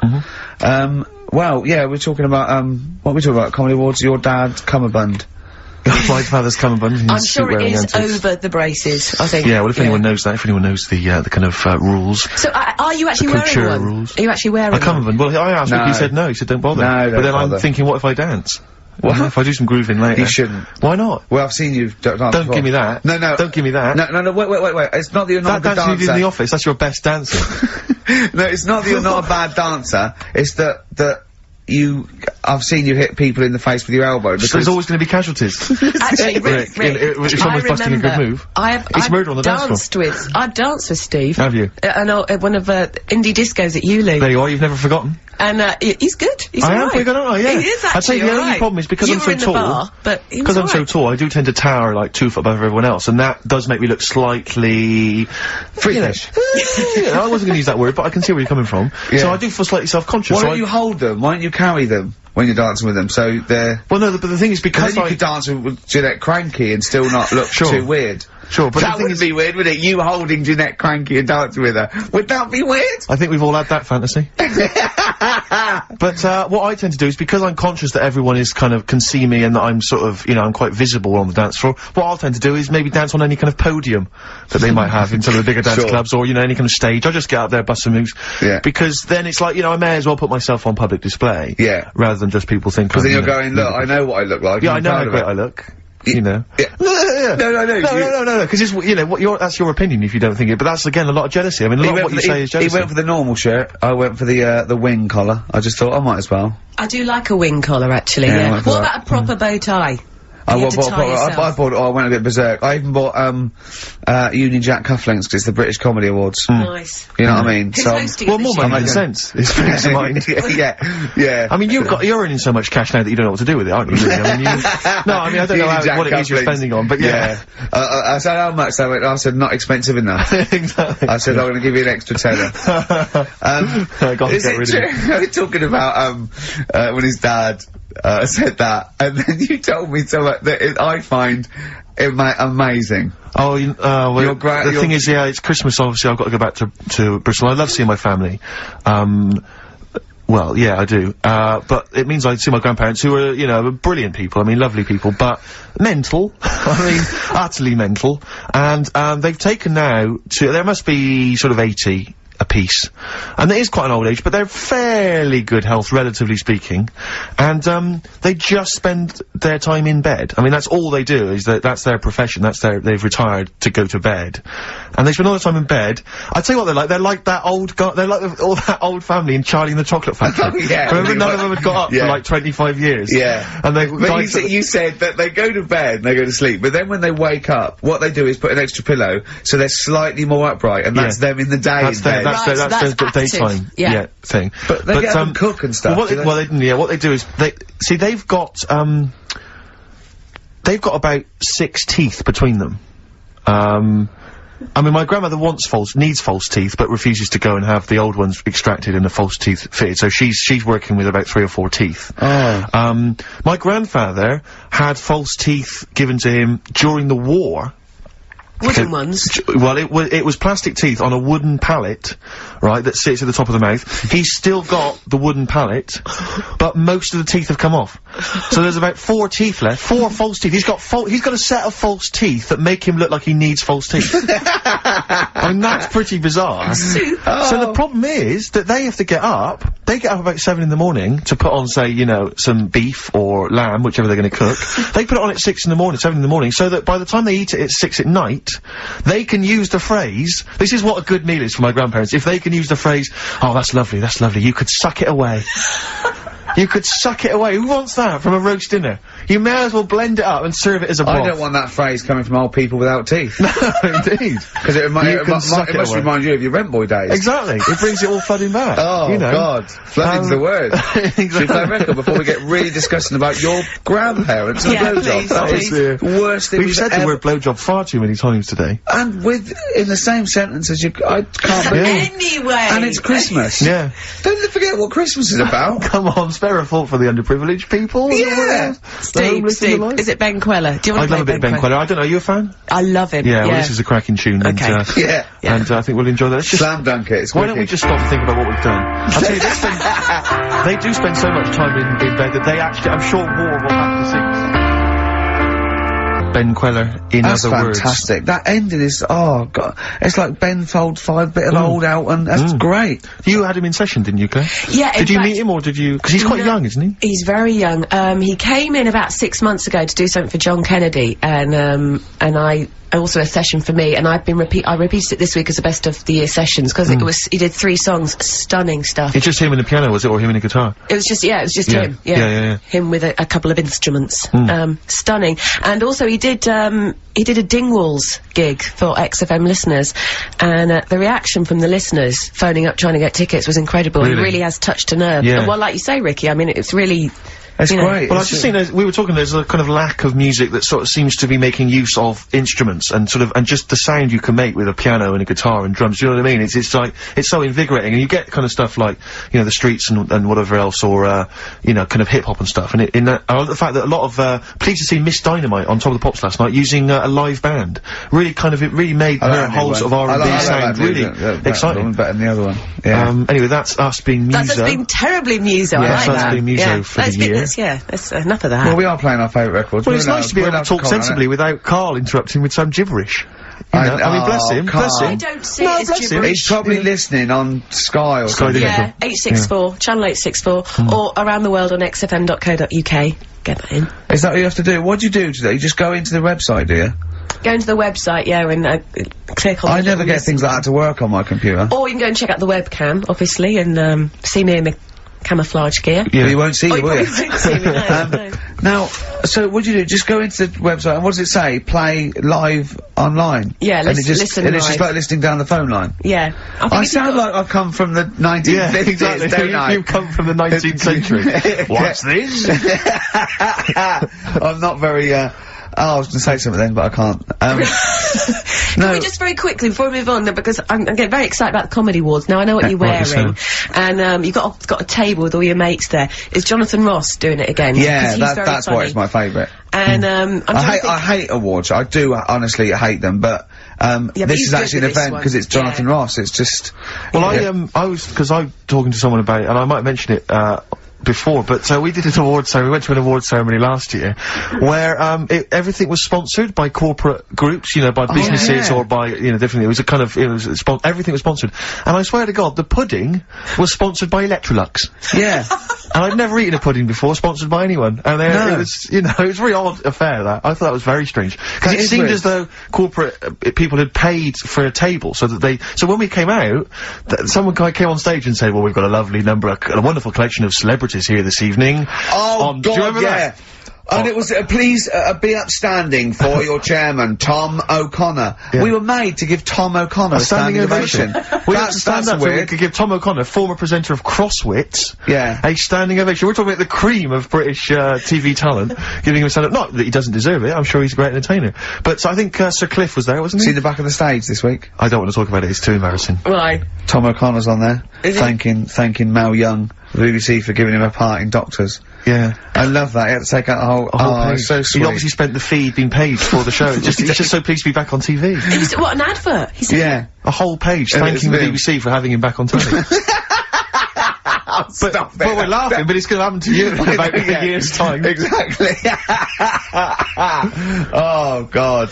Anyway, I just want to know, bad behaviour. Who do you think's going to behave badly this year? Because I don't think anyone. We've had, you know... Well, we had the Barrymore and Clary and... Clary, the fisting, and Barrymore throwing his monitor. That was funny. It? The Hearn, what was she on? She's head there's not any of the kind of, there's not really any sort of, there's not really any kind of wayward people at the moment, is there, in showbiz? In terms of entertainment comedy, there's no one who sort of seems to have a drunk or drugs problem. I'm worried about Ricky. Sadly. I'm worried that, you know, something might take hold. The devil may No, I think he's very careful. He's a bit careful, yeah. He's so, too tired. Yeah. Too tired. Shout and scream. You have been kind of coughing and wheezing throughout today's show. I had a fight, didn't I? Oh, we should talk about the fight. Yeah, we can't give out the result. We can't give the result out on the fight, but... No, I've got a cough. I just got a cough again. Got a bit of a cough? I'm scared I'm allergic to something. What if I'm allergic to... I was worried today that... What if you're allergic to wheat? Oh no, well that'd be terrible. But I was worried, what if I'm allergic to my cat? Get rid of it. Oh no. Well, it seems that easy, but... Well, it is that easy. Throw it out the window. That's how I sort out that. I'm not a trained doctor, but that's how I sort that one out. I just like to apologise for any, But they always land on their feet, don't they, Cat? They do. And it's got 9 lives, so if it lands on a spike, it'll be fine. Oh, don't. What happened to me? Because you can't laugh, because of the fight and the ribs. Oh, yeah, Because you took quite a bad... I have to say, though, that, I remember we were talking on the radio about what Ricky should come out to for the big match. For those that don't realise, Ricky at Christmas, there's a TV show on. Ricky, I don't know why, even to this day, why you agreed to do it. Nor do I. But, he's doing a celebrity boxing match, fighting, and he was described at the beginning of the fight, Rick, I don't realise I don't know if you know this, he was described as entrepreneur, Grant Bovey. Well, husband of Anthea Turner. I don't know what that means exactly. Well, he does bits of business, I think. Businessman. Sure. Yeah, businessman, entrepreneur. Yeah. But, Arthur Daly what was I described as? Yeah, you were described as I think fat, funny man. Oh, right, he might be something like that, or a comedian and actor. But Ricky came out to, Mama Said Knock You Out by LL Cool J. Nice. I don't know whose suggestion it was, I think it might be mine, but it was, blinding. And I noticed you were really, it was ludicrous, really. You came out in the shorts, you had the, Well, I was acting up. I know, but you really they were going, don't you laugh, all my corner, and I think I overdid it, didn't I? Well, he was kind of prowling around the ring, staring staring Bovey out and staring the crowd out. So embarrassing. And kind of looking really, but of course he's got this ludicrous beer belly. Do you know what I mean? So it looks like Johnny Vegas is like I was meant to do. Yeah. And Bovey looks quite a sort of athletic guy, He's really so he fit, looks like he could actually be a boxer.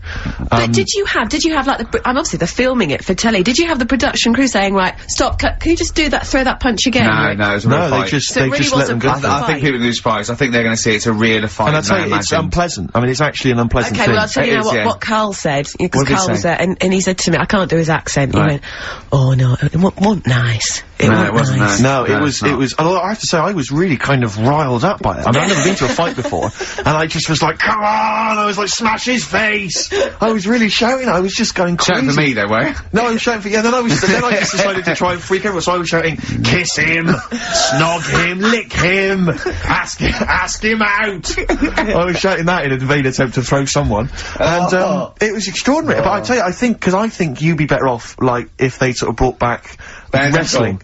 Wrestling from the 70s, like Big Daddy and would be like fun. Mick McManus. Yeah, yes. exactly. Because I think you've got more the physique for wrestling. I think I'm too young for wrestling on British they were always television. about 65. I think I'm 58, one of them, Les Keller. Yeah, but the outfits are fun. Oh, they get, a bit too tight, weren't they? Yeah, and it was always that kind of shiny, whatever preceded lycra. I know, with just a little winkle showing.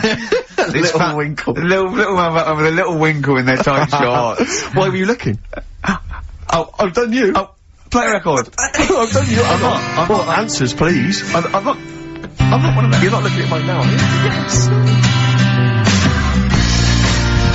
Those are the Red Hot Chili Peppers, and they're still going strong. Oh, indeed, yes. That's one of my favourite tunes of the year. You enjoyed that? Yes, absolutely. Yeah, These are all mutual. We love them all. We're not absolutely, really, no, we're not annoying each other by putting in songs the other one doesn't like. We're like a team today, innit? I think that's the Christmas spirit. I don't know what it is. We've come together. We're sort of unified. Yeah. Yeah, in the absence of Karl. Yeah. Who often divides us. He often comes between us. Does he? Like, yeah, Does well, he I'll tell you what it's like. It's like a child. Like, it's like we're a married couple and he's sort of our autistic child or something, you know, and sometimes it just puts a strain on the marriage. You know, we all three of us love each other. You know. Because he does love you guys. Yeah, exactly, but sometimes it's hard. I hear him talking about you in the office sometimes, you know. He looks up to you, aspires to you too. But it's times like this because of, to be honest, the baby Jesus, that we realise that there's beauty in everyone and it's all right. Yeah. Exactly. He's never had that before. No. Well, I have to say that I'm really getting into the Christmas spirit. when I was younger, I didn't really enjoy it. I was quite cynical. I was quite, rock and roll.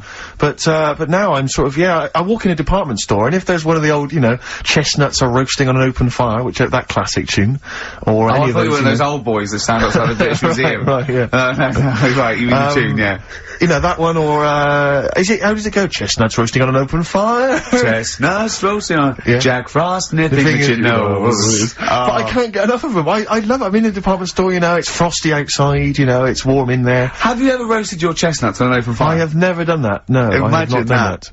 I have not done that. Just backing up to it, like that, with your little chestnuts hanging out like a bulldog. What would you be wearing? You'd probably just, I imagine you'd have your dressing gown on, you'd just hoiked it up, just put it your arse was showing. Pop 'em down, like, tuck it in like a lovely lady. Yeah. So like a lovely lady from the front, but behind, it looks like a bulldog dragging a tree. And you just pop them in the grate. Yeah. And you would, because you want to be careful of too much roasting, so I imagine you'd want to just kind of ease yourself in slowly. Like you toast them. And if it feels too hot, get out of there. Get the hell out of there. Yeah. If any kids are listening, try that. No! What? No! Like there's a kid thinking, I'm gonna roast my chestnuts on an open fire. I don't think there's even a child that's doing that. I don't want someone to do it and then the parents go, and Steve Merchant's told our children to do it. We'll probably we're probably in trouble now because of that. Where's the kid gonna find an open fire like those? I mean, it has to be the sort that they use, those kind of barrels. It can't just be open fire at home, that doesn't count, that's just stupid.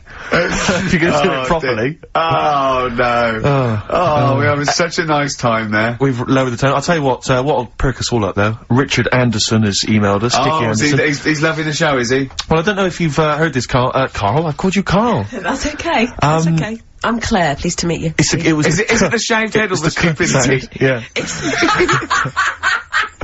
It was the k sound. Because didn't I call you Arthur or Jack or something last time? You called me, I can't remember. I don't know, but it was quite embarrassing. Claire, I'll be honest with you, Claire's quite an unmemorable name. Yeah, I know. But yeah, Dickie Anderson, he's a guy, I'll be honest with you, he's not a big fan of the show. But well, we're getting to winning round. He says, dear Ricky, the more disappointing your show becomes, the more I seem to look forward to it. Now I see your face plastered across London. Is your show some sort of curse put on me by an old gypsy woman I've annoyed? A good point, Dickie, but, Dickers. But Randers, as I call it. He can't listen now, I know what he's doing. He's tucked him in, he's backing into the fire as we speak, and he wants to roast them until they spit. Oh dear. Thanks for listening, Anders. It's a Merry Christmas to you and Happy New Year. And as you know, you've got a lot to look forward to, because our first hour is always the best. That's exactly so you're going to be loving it till 3, cockers. Oh dear. What should we play? Well, this is, every so often I get sent, a CD by a friend of mine, Harry, who, just sorts me out with tunes that I may have missed. That's such a good idea, by the way. It is a great idea, and, this is one that I think it came out this year. It's a Teenage Fan Club, and they teamed up with Jad Fair. And I think it's a mixed bag, the album, apparently, but this is one of the good tunes on it, Near to You. I'm afraid your CD isn't working. Oh, no, it is now. No. Oh, it's not me, Steve. Honestly, it keeps Claire, stopping. It looks like it's you. No, honestly. You're pressing buttons, you're fiddling with buttons. No, look, comes back again, look. Right, you can't play that. Look, I didn't touch it. This never happens when Karl's here. It does. It does, you're right, yeah. Yeah. I tell you what I'm gonna do. I'll swap it into another CD machine. Can we play Oasis? It's another one of my favourites. The Oasis back on form. Yeah, Rick, I'm not discrediting the tune, I just feel like... Oh, Steve's not. It was a good hour. It was a good hour of radio, and it's just been cheap. Actually, you're right, it's just gone 2 o'clock, and already... Starting to fall apart. Well, this doesn't bode well for the Comedy Awards. This is a good anthem. This is a good Britpop anthem. old Noel back on form with the old singer-songwriting. This is Little by Little, and Oasis. He's a giant. He's like a giant, isn't it? And he's a giant, and starts off little and gets bigger. Little by little, he gets little bigger. by little, but it's bigger by bigger, I'd have called it. Yeah, well, that's what makes you, a genius. Award-winning. Yeah, absolutely. Oasis, Little by Little. Little by Little, do you want to explain who you are? We played some great tunes. I'm Ricky Gervais. No, I'm Steve Mission, and that's close to just standing in the dark. It's XFM 104.9. Yeah. And, what is it on Sky? What is it on Sky?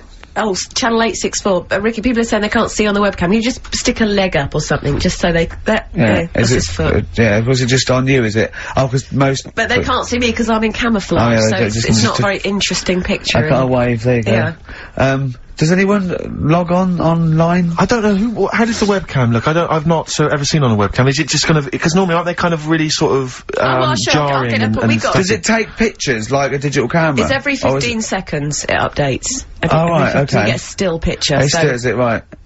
I see. Okay. Right. Oh, it's still pictures, is it? I didn't realise that. Yeah, every 15 seconds, yeah. So they can't actually see, you know, like if I was to bust some amazing dance moves. No, they would just see. Well, if you did it every 15 seconds like you move, they could then print them off and do like a flicker book. That would work. So they could see, they could see doing windmills and, you know, really, King Tuts. Yeah, all that. Yeah, scissor kick. I'm running out of steam now, Steve, a bit tired. Are you? So I've got 15 minutes to do, so we better think of something to say or I genuinely was going to ask you, because obviously Christmas is approaching and I've not even started to think about Christmas gifts. I don't know how you're getting on, Claire. I never do. But, because Claire, you're aware of what Ricky bought his family last year, aren't you? Oh, yeah. Do you know, I am, because he told me and I've completely forgotten. It's extraordinary. It is extraordinary. I mean, how much thought and planning went into it? Right, I was pressed for time. How many kids were there? How many people were there? This is it. I've got a big family, okay? Well, not big, but I mean, they've got lots of kids, so I'm sort of youngest in my siblings, and so they've got kids ranging from like 30 to babies, and there's about 15 of them. And you buy them all? Yeah, I'll try and get them. Try and get them all. Nice. So what is it? Wait. So I got a lift down. And I thought, oh, what can I get? I thought, oh, I can't just give him the money. I'll stop you there straight away, if I may. What? You notice he's on the way down for Christmas Day. Oh, right, so he's on the... Oh, right! He's on the way down. This is when he starts... Boxing Day. So this is when he starts to think about buying them a gift. Yeah. On you go. So, I was getting a lift, and, Matt was giving a lift down, so, just before we got there, I just ran across the road to the 7-Eleven, got 200 quid's worth of scratch cards. Scratch cards.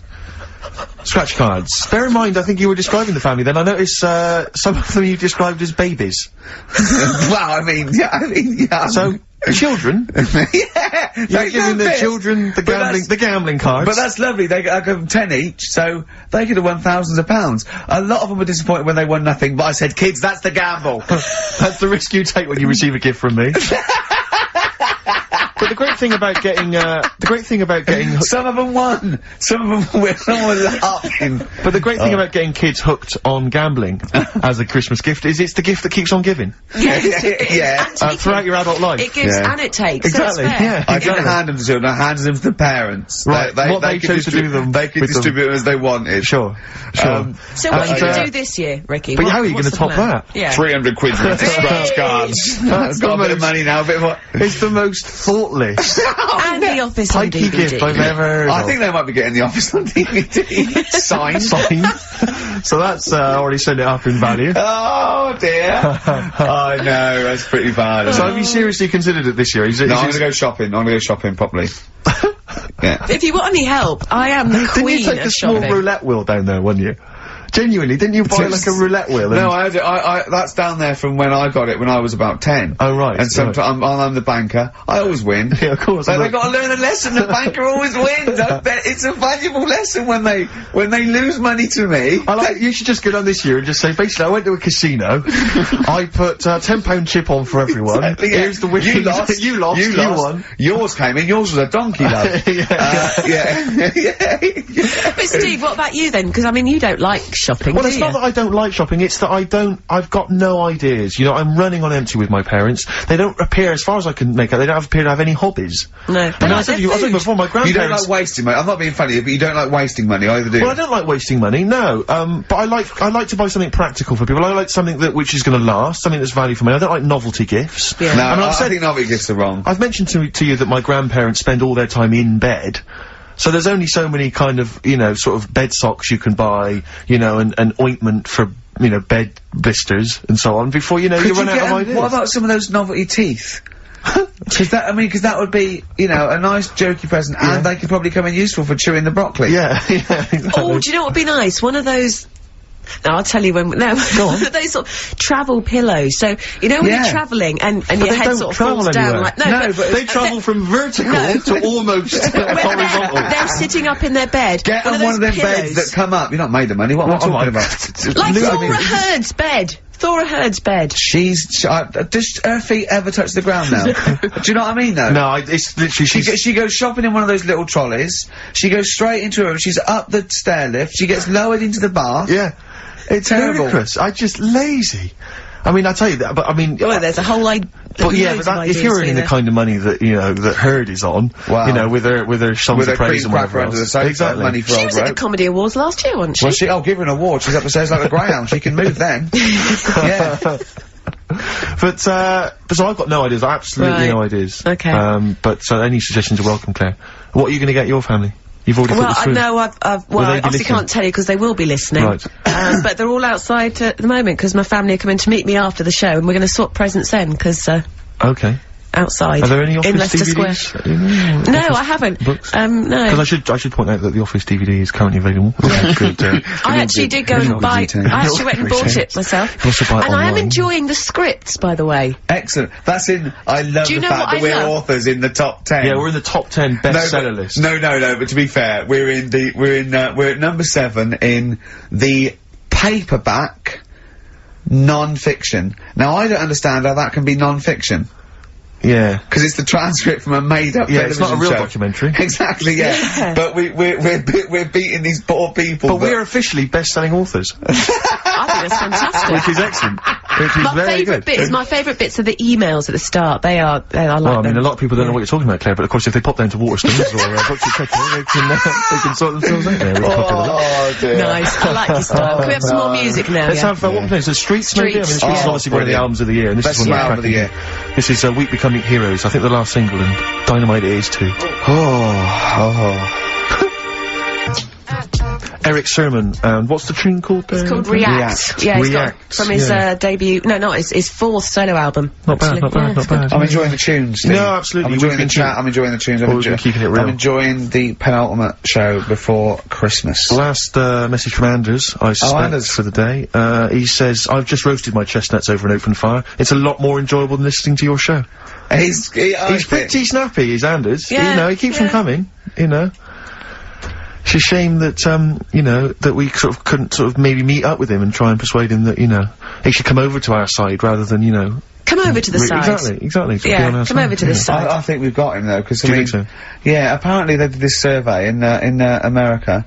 People who loved Howard Stern listened to an average of like an hour and a half a week, and people who hated him listened 2.5 hours a week. Yeah, exactly. So I think he's probably more faithful a listener yes, than some of the people that quite like us. Exactly. Yeah. You know what I mean? He's got to listen.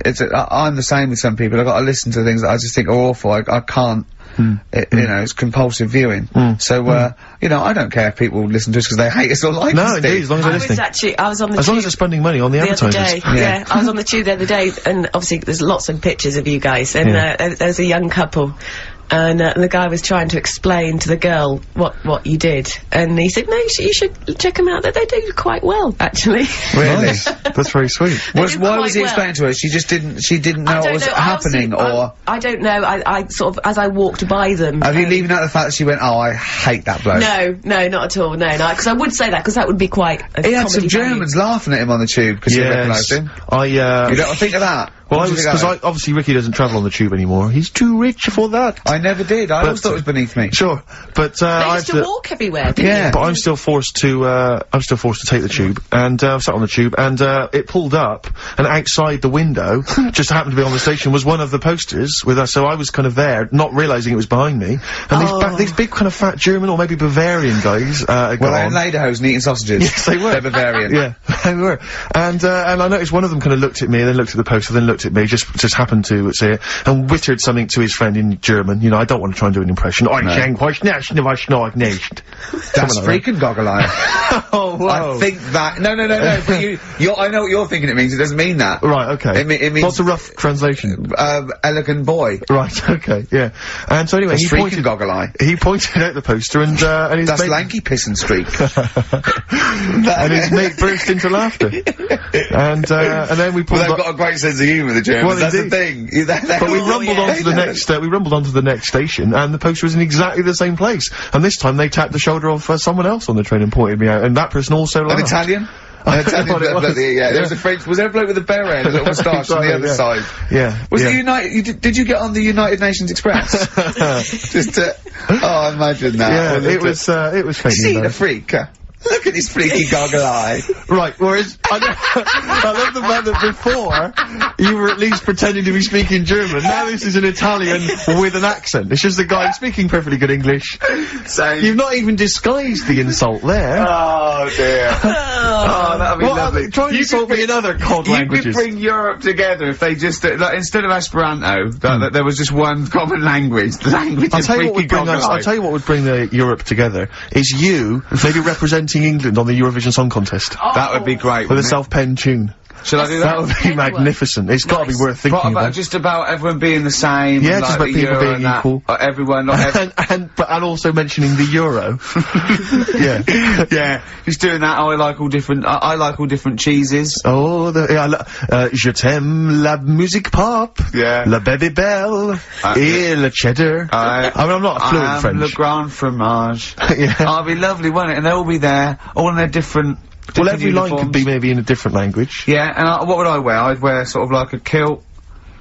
You'd wear a kilt, but you'd also have on your head one of those kind of big, what are they called? Those big furry hats that beefeaters or whatever wear. Or yeah, one of them. Is it kind of a busby or something? A busby? Yeah. Wear one of those, or maybe a policeman's helmet. That'd be Bobby's helmet with the kilt. Yeah. You'd have the clogs. I'd wear the policeman's helmet under the kilt, so they just thought I was really enjoying the show. Yeah. Good idea. Hey? Excellent. Well, I think we talked for about 3 minutes without having to mention some kind of genitalia. We should celebrate by playing one of my tunes of the year. Really? What one is it? U2 Electrical Storm. Oh, I know you're a big fan. I know you're a big fan. Choice. Well done. Cheers. Electrical Storm. U2. I think that's my favourite of the year. If I had to pick one. That's great. And I do still feel slightly guilty about dissing them throughout the 90s. But, you know. Don't feel guilty if you didn't like them, did you? I like the 80s stuff, I didn't like the 90s stuff. I'm loving what they're doing in the 90s. I think you're a bigger man than them, frankly, for being able to admit your past mistakes. I think you're better than Bono, despite all his charity work. Yeah. You're more of a noble figure. Yeah, stop bothering the Pope, he's busy. Exactly. Well, yeah. Rick, my mother always used to say to me that you should write and thank your aunties and so on for their gifts. Yeah. And, I feel like we should take a moment out, just to thank all the people that have emailed or written into us during the year, because basically, we're very lazy men and we never reply. Well, I never look. You never look at emails. You read them and I go, anything from me and you go. I reply very occasionally if I think it's worth it. You're like my secretary when it comes to, you protect me from, like, people who... The insults and so on. Yeah. Are there any insults, are there? Oh, there's plenty, yeah. Do you have to protect him, really? Oh, God, yeah. There's lots of things I don't tell him, lots of things I keep from him. It's not very nice, I thought.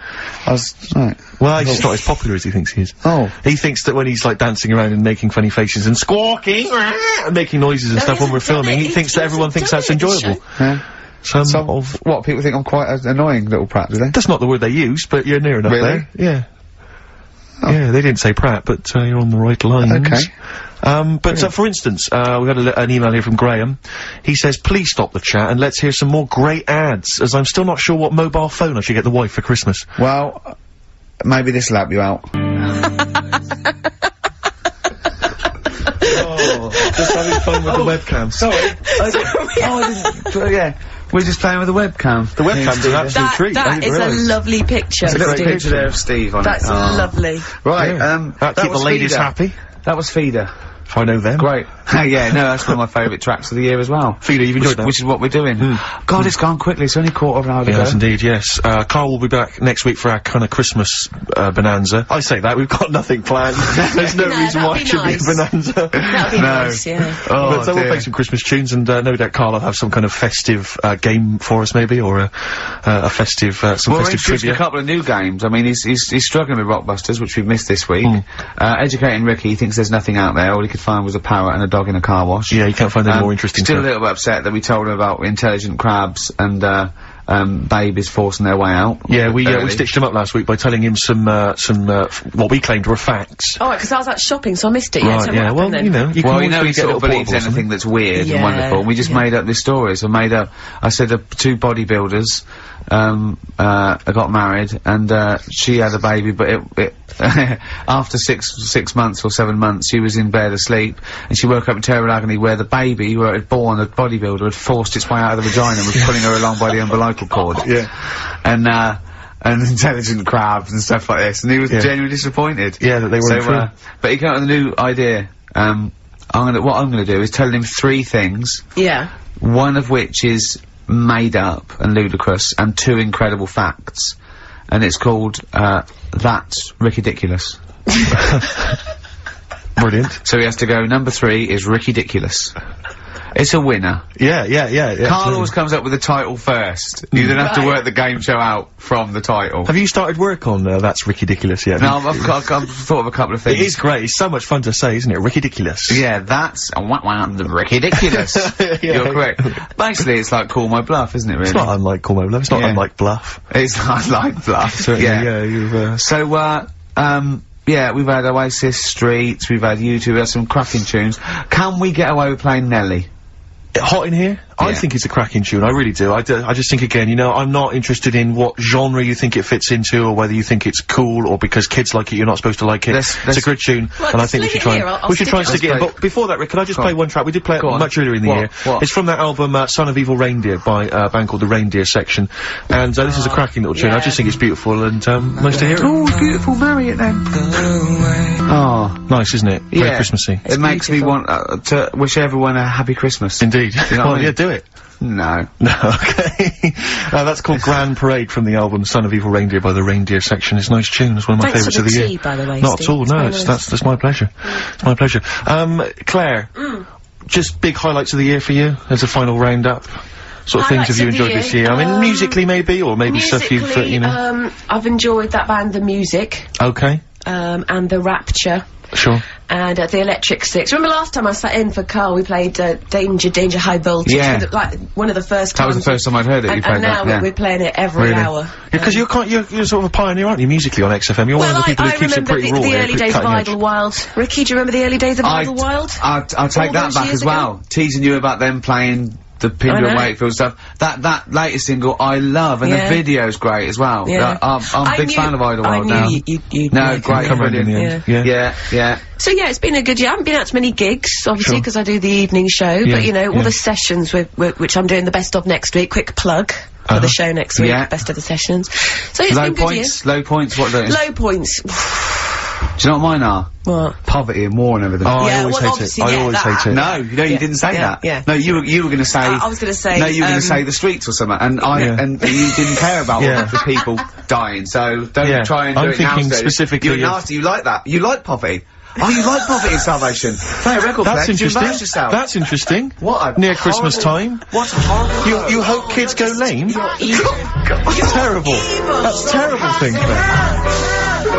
Nelly, hot cheeky little bit of Nelly there on XFM 104.9. We don't care. Springsteen and Nelly. You don't get that on XFM, do you? No. Usually. No, indeed. We don't live by the rules, Stu. Absolutely. As I was listening to you then talk. You got bored? No. It reminded me of an email that someone sent in saying that they listen online, but because of however slow their computer is or whatever, it kind of stutters all the way through. You've got to point out that is the way I talk. No, but they said it only happens when you talk.